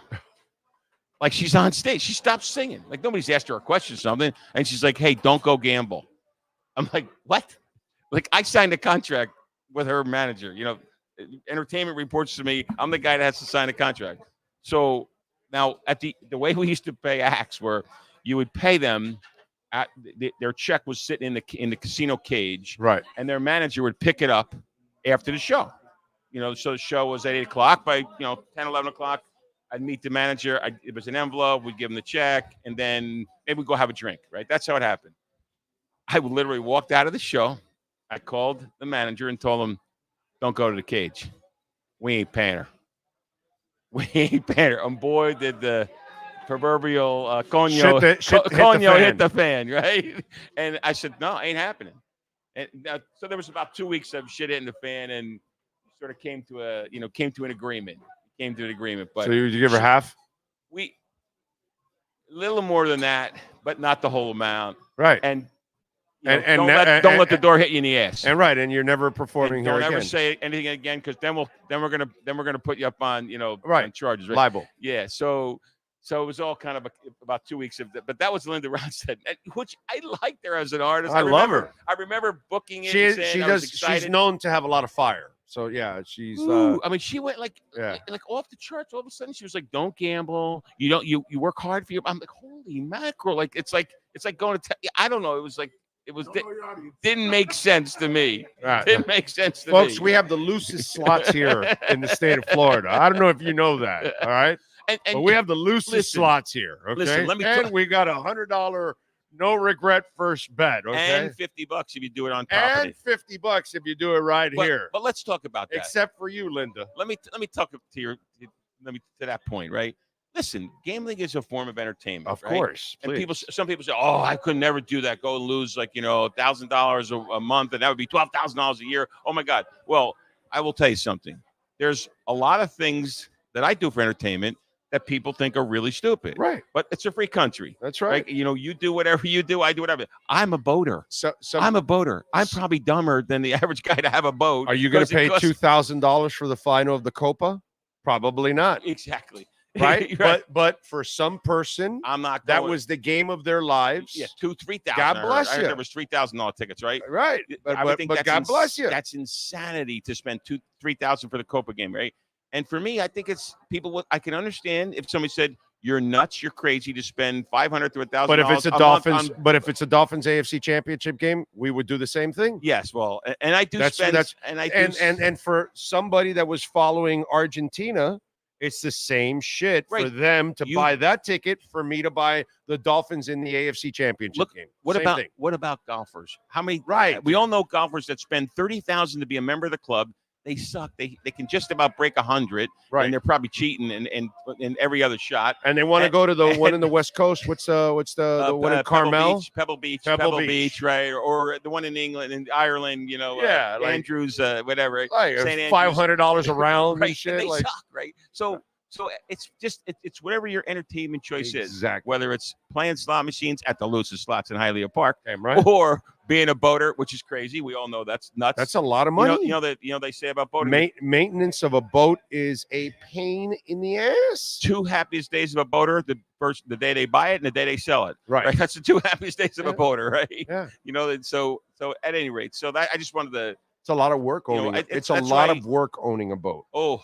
But I've done it since I was a kid. I love it. I get it. My dad was a boater his whole life, and he always had a boat. And yourself. Yes, you have to be able to fix. Oh yeah, no. Sometimes you're stuck in the middle of the damn ocean, and you don't have. Plus, from a cost standpoint, it costs a fortune, right? So no, I've been in the middle of the ocean fishing, and the shit don't start. Doesn't start up again. Yeah. And then my dad's down there working on it, trying to figure the shit out, and get us back to the. You know and what there's I mean? a cloud. Yeah. over there. The rain's blowing in. I've been there, done it over and over again. At any rate, so I just wanted to touch base with you about that. Now. I went to Bimini once, and it broke down on the way to Bimini. That's my fear. My wife wants to go to Bimini. I have lots of friends that have invited me. I guess if you go with a cluster of boats, 3 or 4 boats, one can help you, right? But my boat can make it. I mean, it's got 2 engines, and it can make it. But I've always chickened out. I gotta someday just get enough gazungas and just do it. And no, but the way you said is the way to do it. You got to do it with a cluster. Make sure the boat's been serviced. Make sure everything. Right. Yeah. But the cluster is the key. Now, getting back to when you were saying Celine Dion, and she's been great to share with them. I got to tell you something. I'm going to share you what happened to me this morning. But more importantly, the story is about just trying to help people out that are. This is maybe more. This ain't sports. This is just like life in general. And the most important thing in life that I learned in the last year. I'm going to tell you what it is. It's very simple. It's not money. It's not crypto. I know you love crypto. It's not winning the big jackpot. It's your health. Oh, yeah. It's your health. Dude, yeah. I hate to be so prolific, but or so weird about it. But, when you get, and to that point, I had it last year, it was about a year ago, a year and a couple of days, my annual physicals next week for my prostate cancer thing. And I'm clean. I was clean at 9 months, and I think I'm going to be clean at 12 months. I'm pretty sure I get my blood test Monday. But I'm going to just mention a buddy of mine. My buddy had esophageal cancer. It's a bad cancer. Wow. They remove your esophagus and make a new one. Fast Eddie is his name. Fast Eddie. He's married to a Cuban girl, and great couple. And literally, I sat down in the chair. I got the text. He got a good bill of health today for Fast Eddie. For Fast Eddie, got a good bill of health. He's coming to my house. We're going to have some fun. We're going to probably drink some libations, as they say, whatever. What is it? Libations? I'm not really. Yes. Booze. Yes. Booze would be what we called it, Yeah. So PBR, we love PBRs. PBRs, we love. No, PBR is way better than Keystone, though. Yes. PBR. Schaefer. Oh, Schaefer. Ooh, that was bad. Oh, that's tough. That made some indigestion issues there. There was some, like there I was said, some that's intestinal issues after Schaefer. That's when you're 15, 16, 17, and you're with the fellas, and you know, there's not a lot of Schaefer's money, great. and you know, you can walk out with 3 cases for $18. Let's go. Yeah, that was the days. That was the days. Now you're getting an 18. Now you're getting maybe a 12-pack or an 18-pack for $18. Yes, exactly. You know what I mean? Not 3 cases. And if it's Heineken, you're only getting a 6-pack for $18. Yeah, exactly. Which I think is overrated. Just give me the. You know what my beer was and still is. What? It's in my refrigerator right now. You probably have heard of it, and you probably don't drink it. And people will say, "Oh, you're a lightweight," and yes, I am a lightweight. Rolling Rock. Oh, Love really? the Rock. Yeah, man. a lot of people like Rolling Rock. Rolling Rock in a bottle. Right. In a Yeah, bottle. bottle. Yeah. Yeah. Glass Yeah. bottle. Yeah, I'm not a can guy. I mean, you know, you're around a pool. I'll give you that, you know, because you don't want to break the glass and all. But yeah, I get it. But you gotta have a bottle. You gotta have a bottle. Always bottle, or Well, I'm always No, bottled. I'm glad you asked that question. That was a great setup. So if you I only have can if I have no but, choice. But you brought up the youngin' days, right? And then when youngin' days, you could we were just in college, buy what you can. No, they had 8-ounce cans and they had shooters. So what you would do, you would turn the 8-ounce can upside down. You get a regular can opener and you crack open that little triangle opening. Then you put your thumb over it and you put it up to your mouth. And then with your other hand, I've got the mic in my hand, you pop the top, the actual top, and boom, it shoots right down your throat. Well, in Fast Eddie's case, we mentioned his esophagus, but he's clean bill of health, and he did some shooters with me, and I met him on my second or third day of college. You guys need to do a couple fireballs that'll light up your chest. It was 1976. No, Fireball now. wasn't invented. I mean, now when you see him, I will. light up your chest. I'm going to see him on Friday night. I don't know if you really want to do a fireball. Have you tried those things? No. You mean I'm thinking I'm going the little cinnamon whiskey. Yeah, the fireball. I love it. Oh yeah, I love it. That thing. I went through a whole phase of fireball shots. Yeah, that thing will light you up. In my bro. house right now, I'm going to take a picture. I'm a lightweight when it comes to alcohol. So am I. I've been a lightweight all To my be life. quite honest. I call myself a cheap date. I'm actually the designated driver in most instances. But in my house, I will take a picture and send you a text this weekend. I have one of those buckets where all the little mini fireballs. Oh yeah, so yeah. you hand it out at a party. You know, you hand it Right, out right, 10 right. of it, and then you just do it with the little Right. plastic thing. Yeah. Yeah. I mean, it's like candy. It's like, you know, Yeah, it's yeah. like Oh, cinnamon candy. no, it tastes good. Yeah, it's kind of nice. Tastes good, but it'll light your ass up. Yeah, you can get, and it's probably a nasty. At least for me, it will. I It's mean, a little I nasty. know once I have the second one, I said I'm flying high. Yeah, so I'm buzzing all over the place at that point. So let's just tell your viewers all the great stuff at Hialeah Park. By the way, I talked yesterday about the Alfa Romero too. It hasn't started yet because it starts on August 1st. August 1st. August 1st is when it starts. But hey, man, we're right around the corner. Right around the corner. I was meeting with the marketing What is it, team. Monday or Tuesday, August 1st? Yeah, I think Thursday. I think it is. Oh, it's Thursday. Thursday, okay. yeah. Okay. I think isn't it Wednesday the 31st? Oh yeah. We have Yeah. a whole week. Yeah, we have a whole 7 days left. Actually, Yeah, I got a weekend with Fast Eddie and his wife and my wife. We're gonna have a blast. That's right. Yeah. At any rate, so that's gonna be a great thing.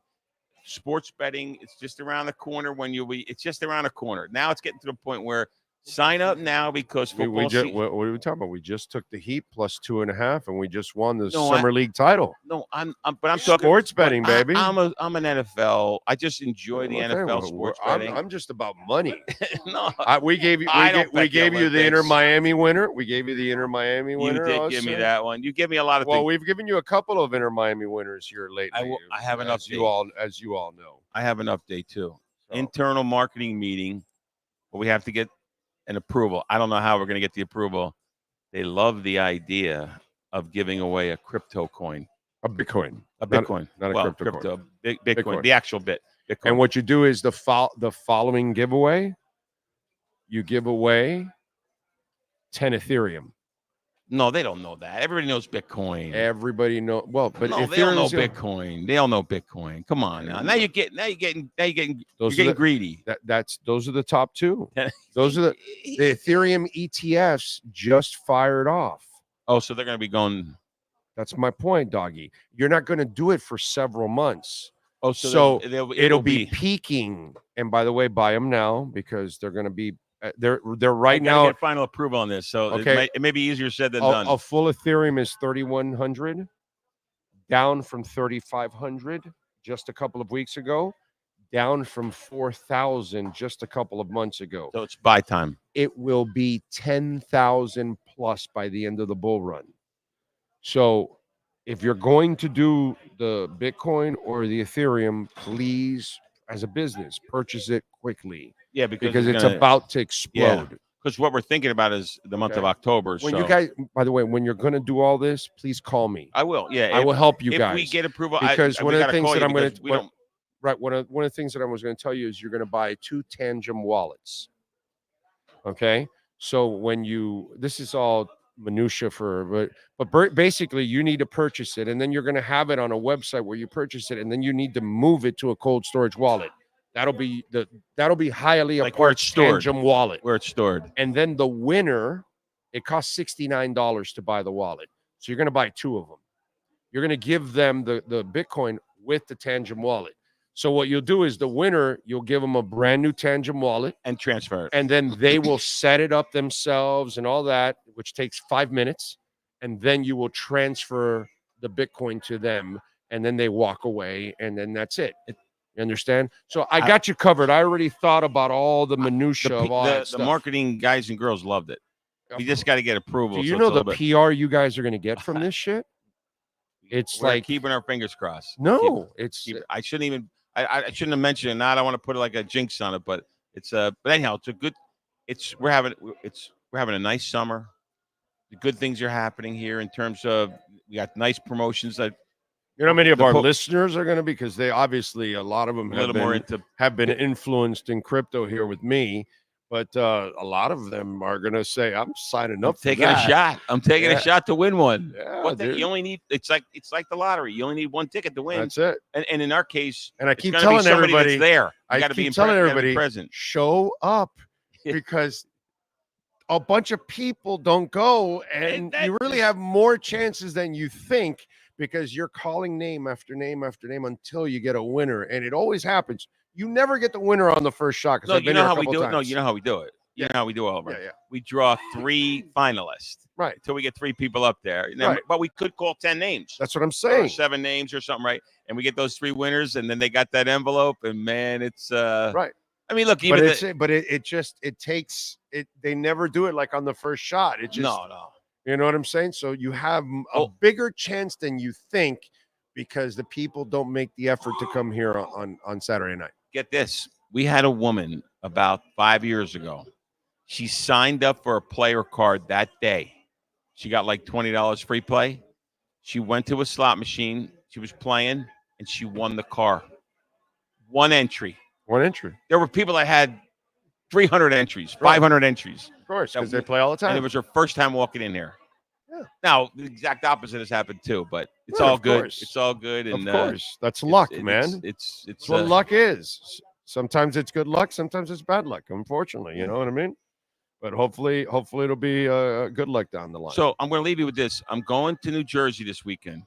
Okay. What do you need me to pick up? Some Jersey tomatoes. What do you need? Like a slight, some really good Jersey pizza, like real pizza, not this stuff you guys pass off as pizza. Yeah, in South Florida. You know what you need to do? I'm going to send you the address to my house. Saltwater taffy. What I'm going to send you the address to my house, and then you tell them you have a pizza place. Send me a semi-cooked pizza. Semi-cooked. That way, when it gets to me, all I have to do is finish cooking it. Man. It's going to be all tilted. The post office is going to. The post office delivers ripped up envelopes. Yes. What's a pizza box going to look be like? All piled up on one side. So my pizza of choice is at Ocean City, New Jersey. Okay. If you ever go to New Jersey, it's Ocean City, New Jersey is like a big place where Philadelphians go. Okay. It's a Philadelphia crowd, right? And they have a place there called Mac. It used to be called Mac and Manco's. Fantastic pizza, right? Now, Mac apparently wasn't paying his taxes right and had a little tax evasion problem. So now it's called Manco and Manco. Okay, so they had to change the name. I used to go there. I I sit there with my kid. My kid's 31, gonna be in 32. We're sitting at the counter, and there'd be this old guy there'd be guys making pizza, and this old guy counting the money. Write it out, and he opened.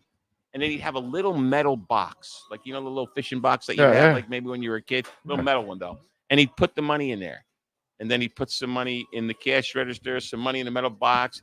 I'm like, are you kidding me? You're evading taxes, like out in the public here, Needless to say, it's Mac got caught. Manco and Manco are still alive and well, putting out a fabulous pizza. That's my pizza of choice. That's my pizza. And one last thing for New Jersey.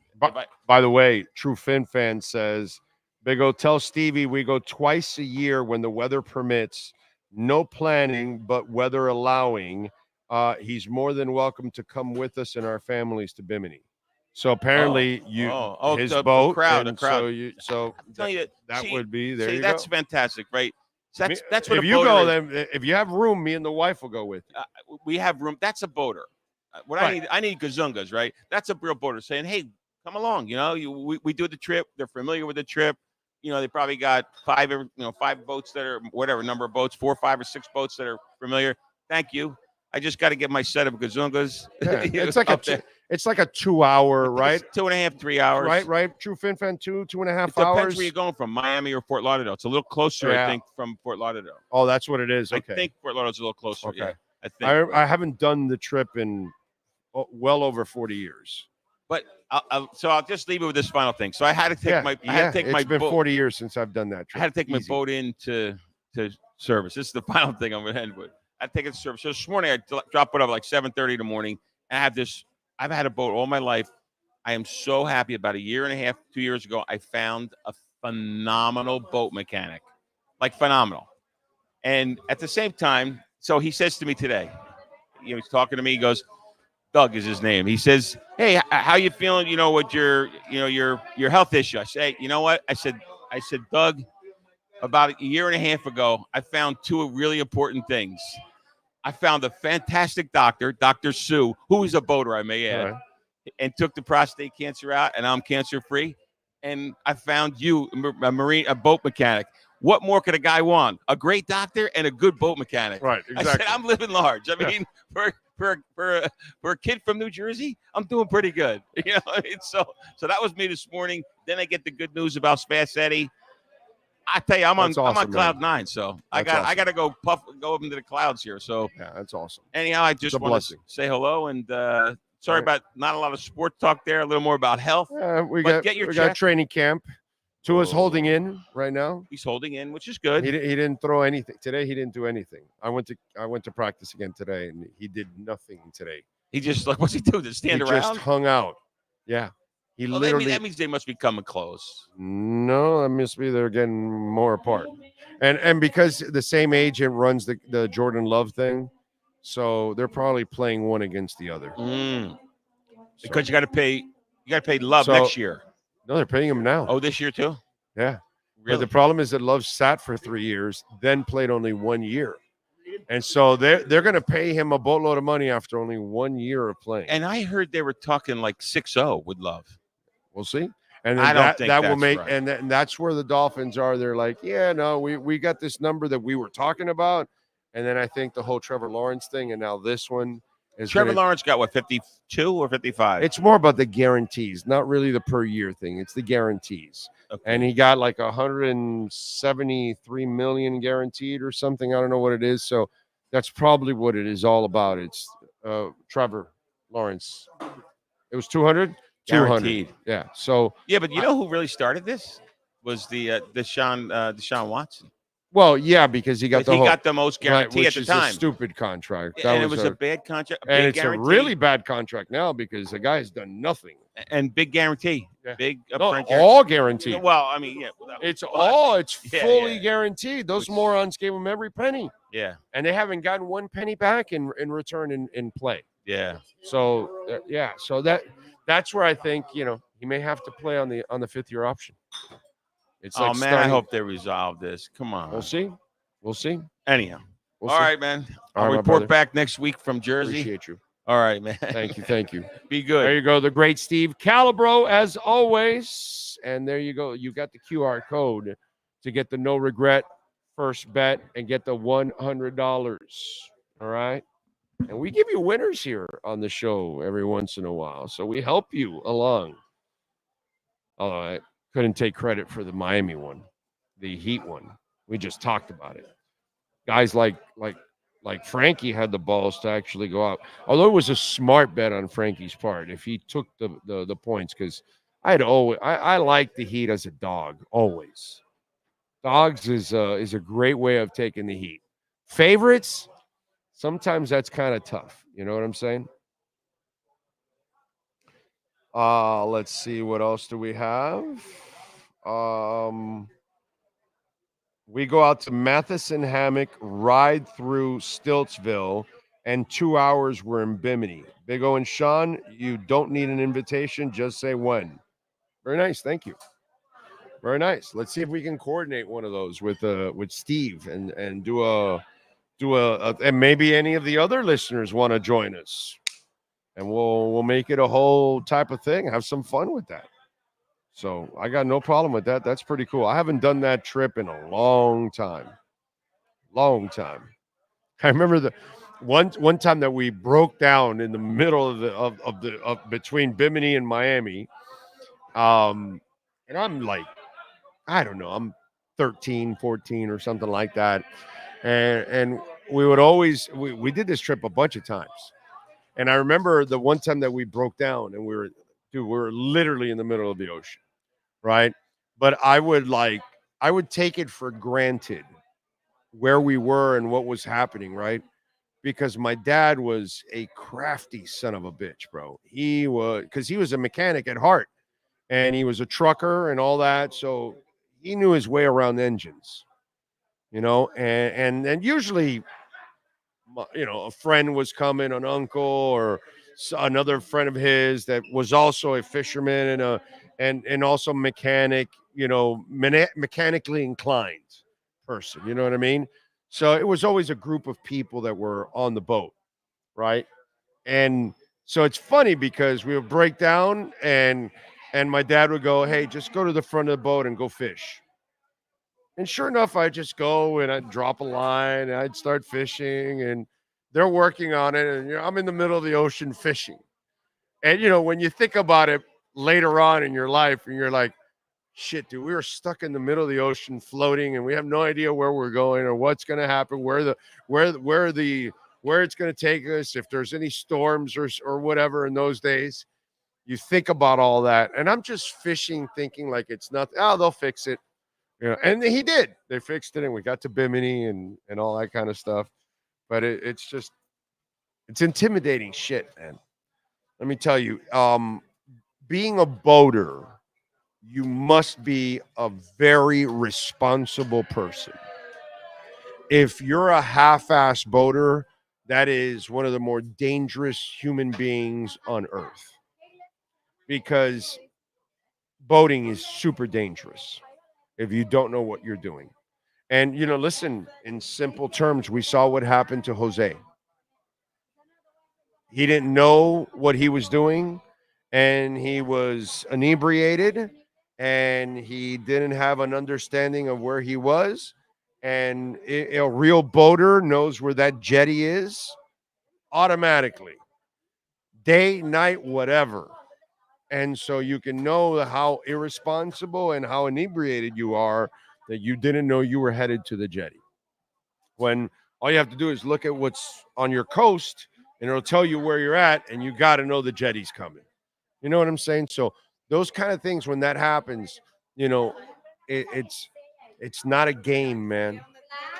Not a game. Not a game. Not a game. It's the sea. El mar, the ocean. Don't take that shit for granted, ever. And don't ever go on a boat with somebody that doesn't know what the hell they're doing, because that would be scary. Okay? You want to go with experienced people. Very, very important. Cruising around with my dad on Lake Murray, drinking brewskis and listening to music will always be my favorite memories with him. There you go. That sounds like a freaking amazing time, man. Let's see. Drink Jack Fire. At least it's real whiskey, unlike Fireball. Okay. I have no idea since I'm not really a liquor expert, but I have tried the Fireball because they've fed me that Fireball a couple times. Come on, you got to take a shot. You got to take a shot. And so you take the shot and all that kind of stuff. Ray Sosa says, give me a Modelo Pacifico Tecate every day of the week and twice on Sundays over Heineken. Dude, I agree 1,000% with you, bro. I love your taste in beer. And I'm a huge Modelo fan. And the Tecate, is it the gold one? Not the regular Tecate, the other one that's a little darker ale. I love that one, dude. Fantastic beer. Tecate, I think, is kind of like underrated. You know what I'm saying? The other one that I like, God, what's the name of this English one? Oh, Jesus Christ, dude. It's got kind of like a gold and yellow label. Oh, Jesus. Now I'll think about it in a minute. Maybe a little brown and red inside of it also. God, what's the name of that damn beer? Oh, now I'm gonna be pissed thinking about it all the time and I can't come up with it. Anyway. No, definitely not Old English. Miami Marine Stadium concert, Super Q Radio, and their speedboat beach parties on Key Biscayne, Hollywood Sportatorium concerts, plus the best clubs in South Florida. History, Dade, Broward. We lived. Oh, yes, sir. Yes, sir. Huh? Yingling's good, but no, it's not Yingling. It's an English beer. I'm pretty sure it's an English beer. It's yeah, there's like a gold and a yellow in the damn label. Maybe I'm wrong too, but God, forgetting now that damn name now. Newcastle. Thank you. Newcastle. Jesus Christ. Love Newcastle. That's another one that I'm a big fan of. Tua will get his contract, but it won't be easy, apparently. You know what I'm saying? It won't be easy. Yeah, listen, it's only the second day of camp. Let's see how far either side is willing to go with this. You know what I'm saying? And then we'll get a really good picture of what's going on. But this is early on. And then let's see what happens if Jordan Love agrees to a contract, how that affects everything else. You know what I'm saying? So this is definitely a agent play all the way. By the way, Ogba's deal is a $5 million deal, $750,000 signing bonus. $2 million of it is fully guaranteed. $29,411 per game on the active roster, and he has a bonus up to $500K plus incentives. So that's how he can get to the $5 million, if he can get to the $5 million. All right. Also, a punter by the name of Kyle Ulbrich from Middle Tennessee State is camping outside trying to you saw signs, right? Yeah, trying to get the tryout. That is the greatest sign. It's funny. Are there any pictures? Do you have any pictures of it? Can you pull it up? I think I have the ones that they put in. And also, I love that in his stats, he put undefeated at Hard Rock Stadium. Oh, yeah, that's right.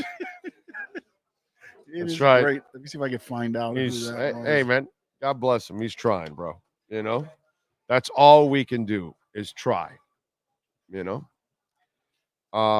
sounds like your dad was a pretty badass guy. Boating is my life. I'm a mechanic, build my own engines for my boat and muscle cars. What happened to Jose was pure negligence. Yeah, because he's not an experienced boater. That's all. And then you get hammered, and then that's really bad. You know what I'm saying? But boating is so dangerous. So if you do not respect the water, don't do it. Don't do it. That's all I would say. That if you go boating, you have to be 100 times more responsible than you are in a car. Put it that way. Just it can get so bad for you in a boat. Oh, there we go.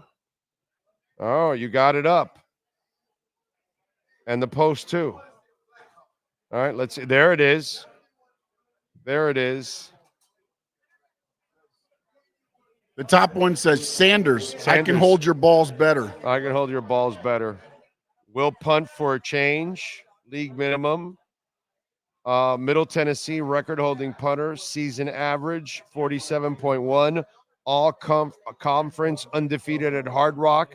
Florida average 48-13. Net 44.75 on 33 punts. Kyle Olbrich for punter 2024. And he's got a QR code, which, you know, you can't beat that shit. The QR code is what tops everything. Like, you can cruise by and hit the QR code. It's freaking awesome. And it's one gate down. The media goes in through gate 11, and he's in gate 12.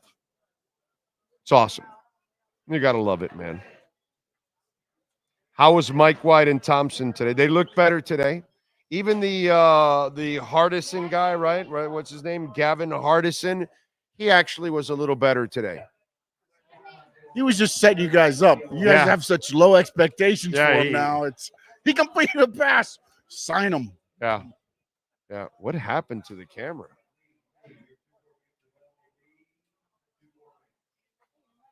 What happened? Did I kick it? What? Oh, that's what it is. Oh, there it is. Okay. There it is. I enlarged it. There we go. That was my bad. Yeah. I get seasick in my bathtub, says Ocala Joe. So you're going to need that Dramamine. Wait, I call BS on this. Why? How does a whale get sick in a bathtub? That's true. I mean, Ocala Joe this is a whale. Just straight BS. That is right. That's true. Ocala Joe, they busted you. They busted you, bro. Okay? Whales can't get seasick. Doesn't fly.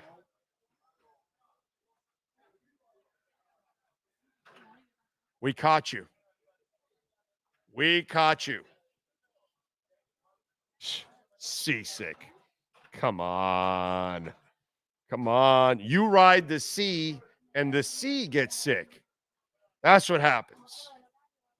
That's what's going on, Ocala Joe. Okay? That's right. The ocean is his bathtub. That's right. It's a good point on your job. That's a good point right there. Big O, did you hear Skyler might take Tua's job? Can we bring back Reggie Roby? You know he's dead, by the way, right, Brian? Just in case. I don't know if you knew that, but he's no longer baking cookies. He's baking cookies in the sky now. Okay? The good Lord is tasting the Reggie Roby specials now. All right? So, you know, rest in peace, Reggie Roby. We lost. He did pass away at an early age. I want to say, look it up. I want to say Reggie Roby passed in his 50s. I'm pretty sure he might have been in his mid to late 50s. We lost him at a very young age. Actually, he didn't really get to live a full life, if I'm correct. It's been 15, 20 years, I think, that we lost him.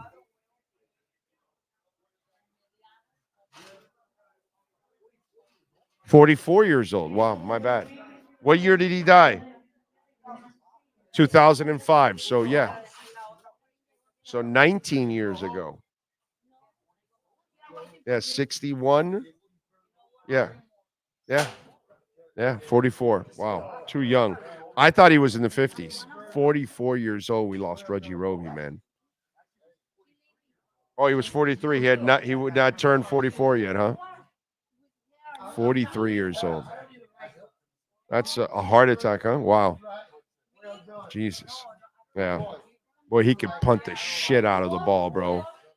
Jesus Christ. Yeah, dude. That mother can punt. I would have loved to have seen some of those clocks. He had no when touch. Punted. No, that, he didn't. That coffin kicking shit, that wasn't going to his. happen. But if you want him to kick it out of that end zone, that's it. That's it. Give him the whole field to kick. If you were backed up at the 10, you needed Reggie Roby, because he was going to boot that shit and put it down at the 20 on the other side. You know what I'm saying? But if you were on the 50 or on the 45 and you're saying, hey, put it inside the 5, no, sorry, I'm putting it in the 15th row in the end zone. Yeah, I can't. I don't know. I only have 1 foot. That would have been a shank for Roby if he would have nailed it. Right. If he shanks it, that's right. That was coffin kicking for him when he shanked it accidentally. Yeah, Roby only had 1 gear, and that's it. You didn't want Reggie Roby kicking you in the ass because you were going to end up outside of the stadium. Yeah, that wasn't. Yeah. You wanted Reggie Roby for an ass kicking contest. He was going to win an ass-kicking contest. That's for sure.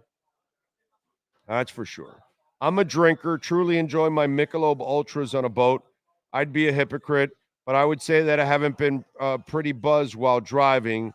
What I will never say is I'm fine and I'm not. You drive, LOL. Yeah, no, you can't.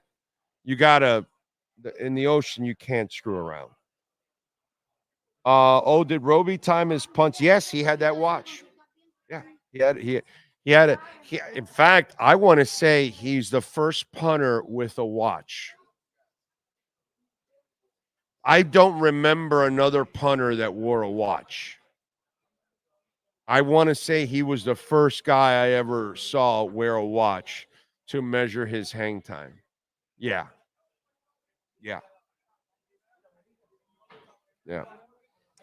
Did not know about that. Rest in peace. Yes, sir. Yeah, we lost him at a very young age, unfortunately. Was Roger the first black? Oh, Reggie. You mean Reggie Roby, the first black punter? No, not at all. Second for the Dolphins, he was. Okay, there you go. Oh, second overall, you're saying? Well, I can't imagine that. God, I got to imagine there was more than that. Really?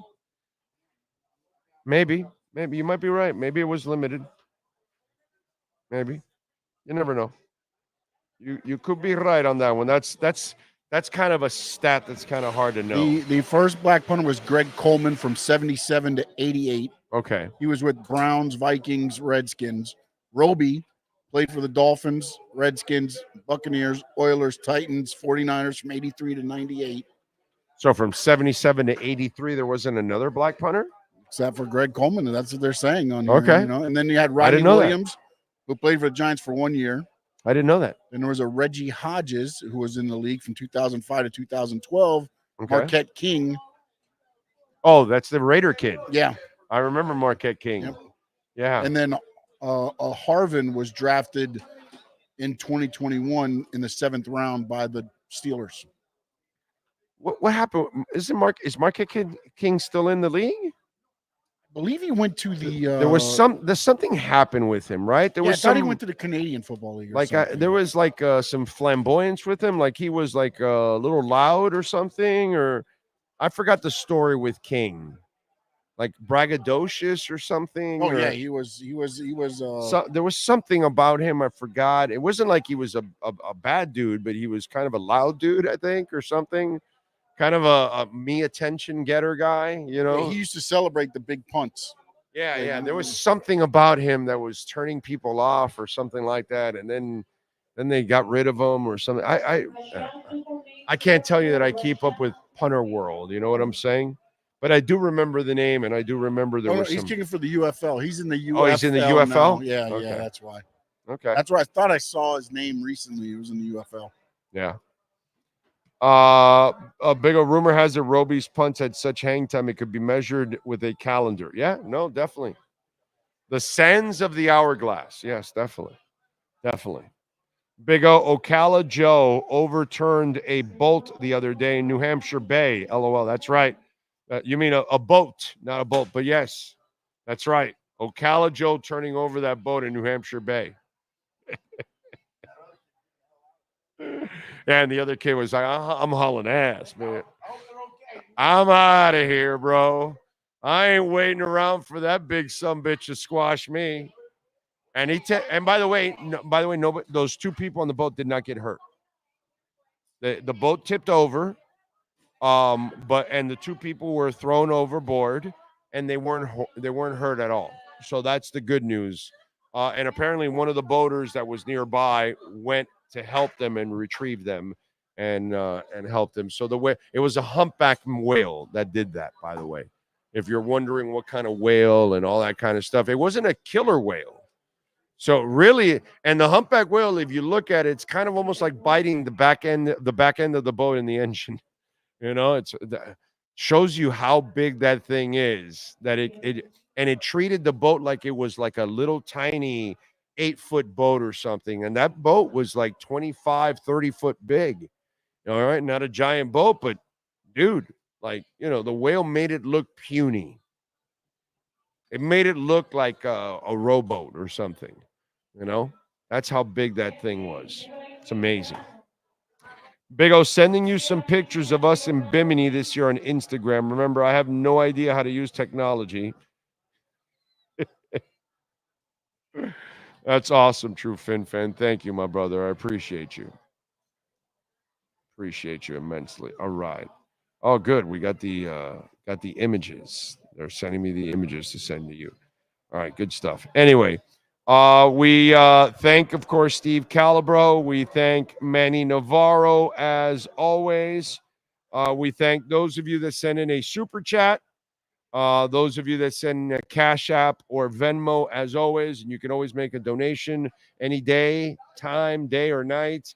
Cash App or Venmo, that's Cash Big O Show. That's Cash Big O Show. And you can make a Bitcoin or Ethereum donation, which we always appreciate that.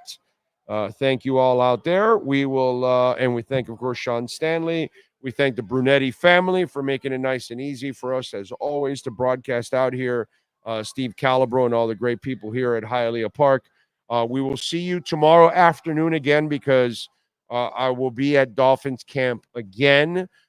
During this time of the year, during Dolphin practice, I go to Dolphin practices since I'm able to watch practice and then come back and tell you guys. And if you're going out Sunday, by the way, come on out and say hi. We'll be out on the far right side where the media is at. So if you're coming out to Dolphins practice on Sunday or Monday, come on out over to the right side and say hi. I would love to say hi to the folks that just do an amazing job of supporting us every single day. We will see all of you tomorrow in the afternoon. Same time, same place, same bat channel.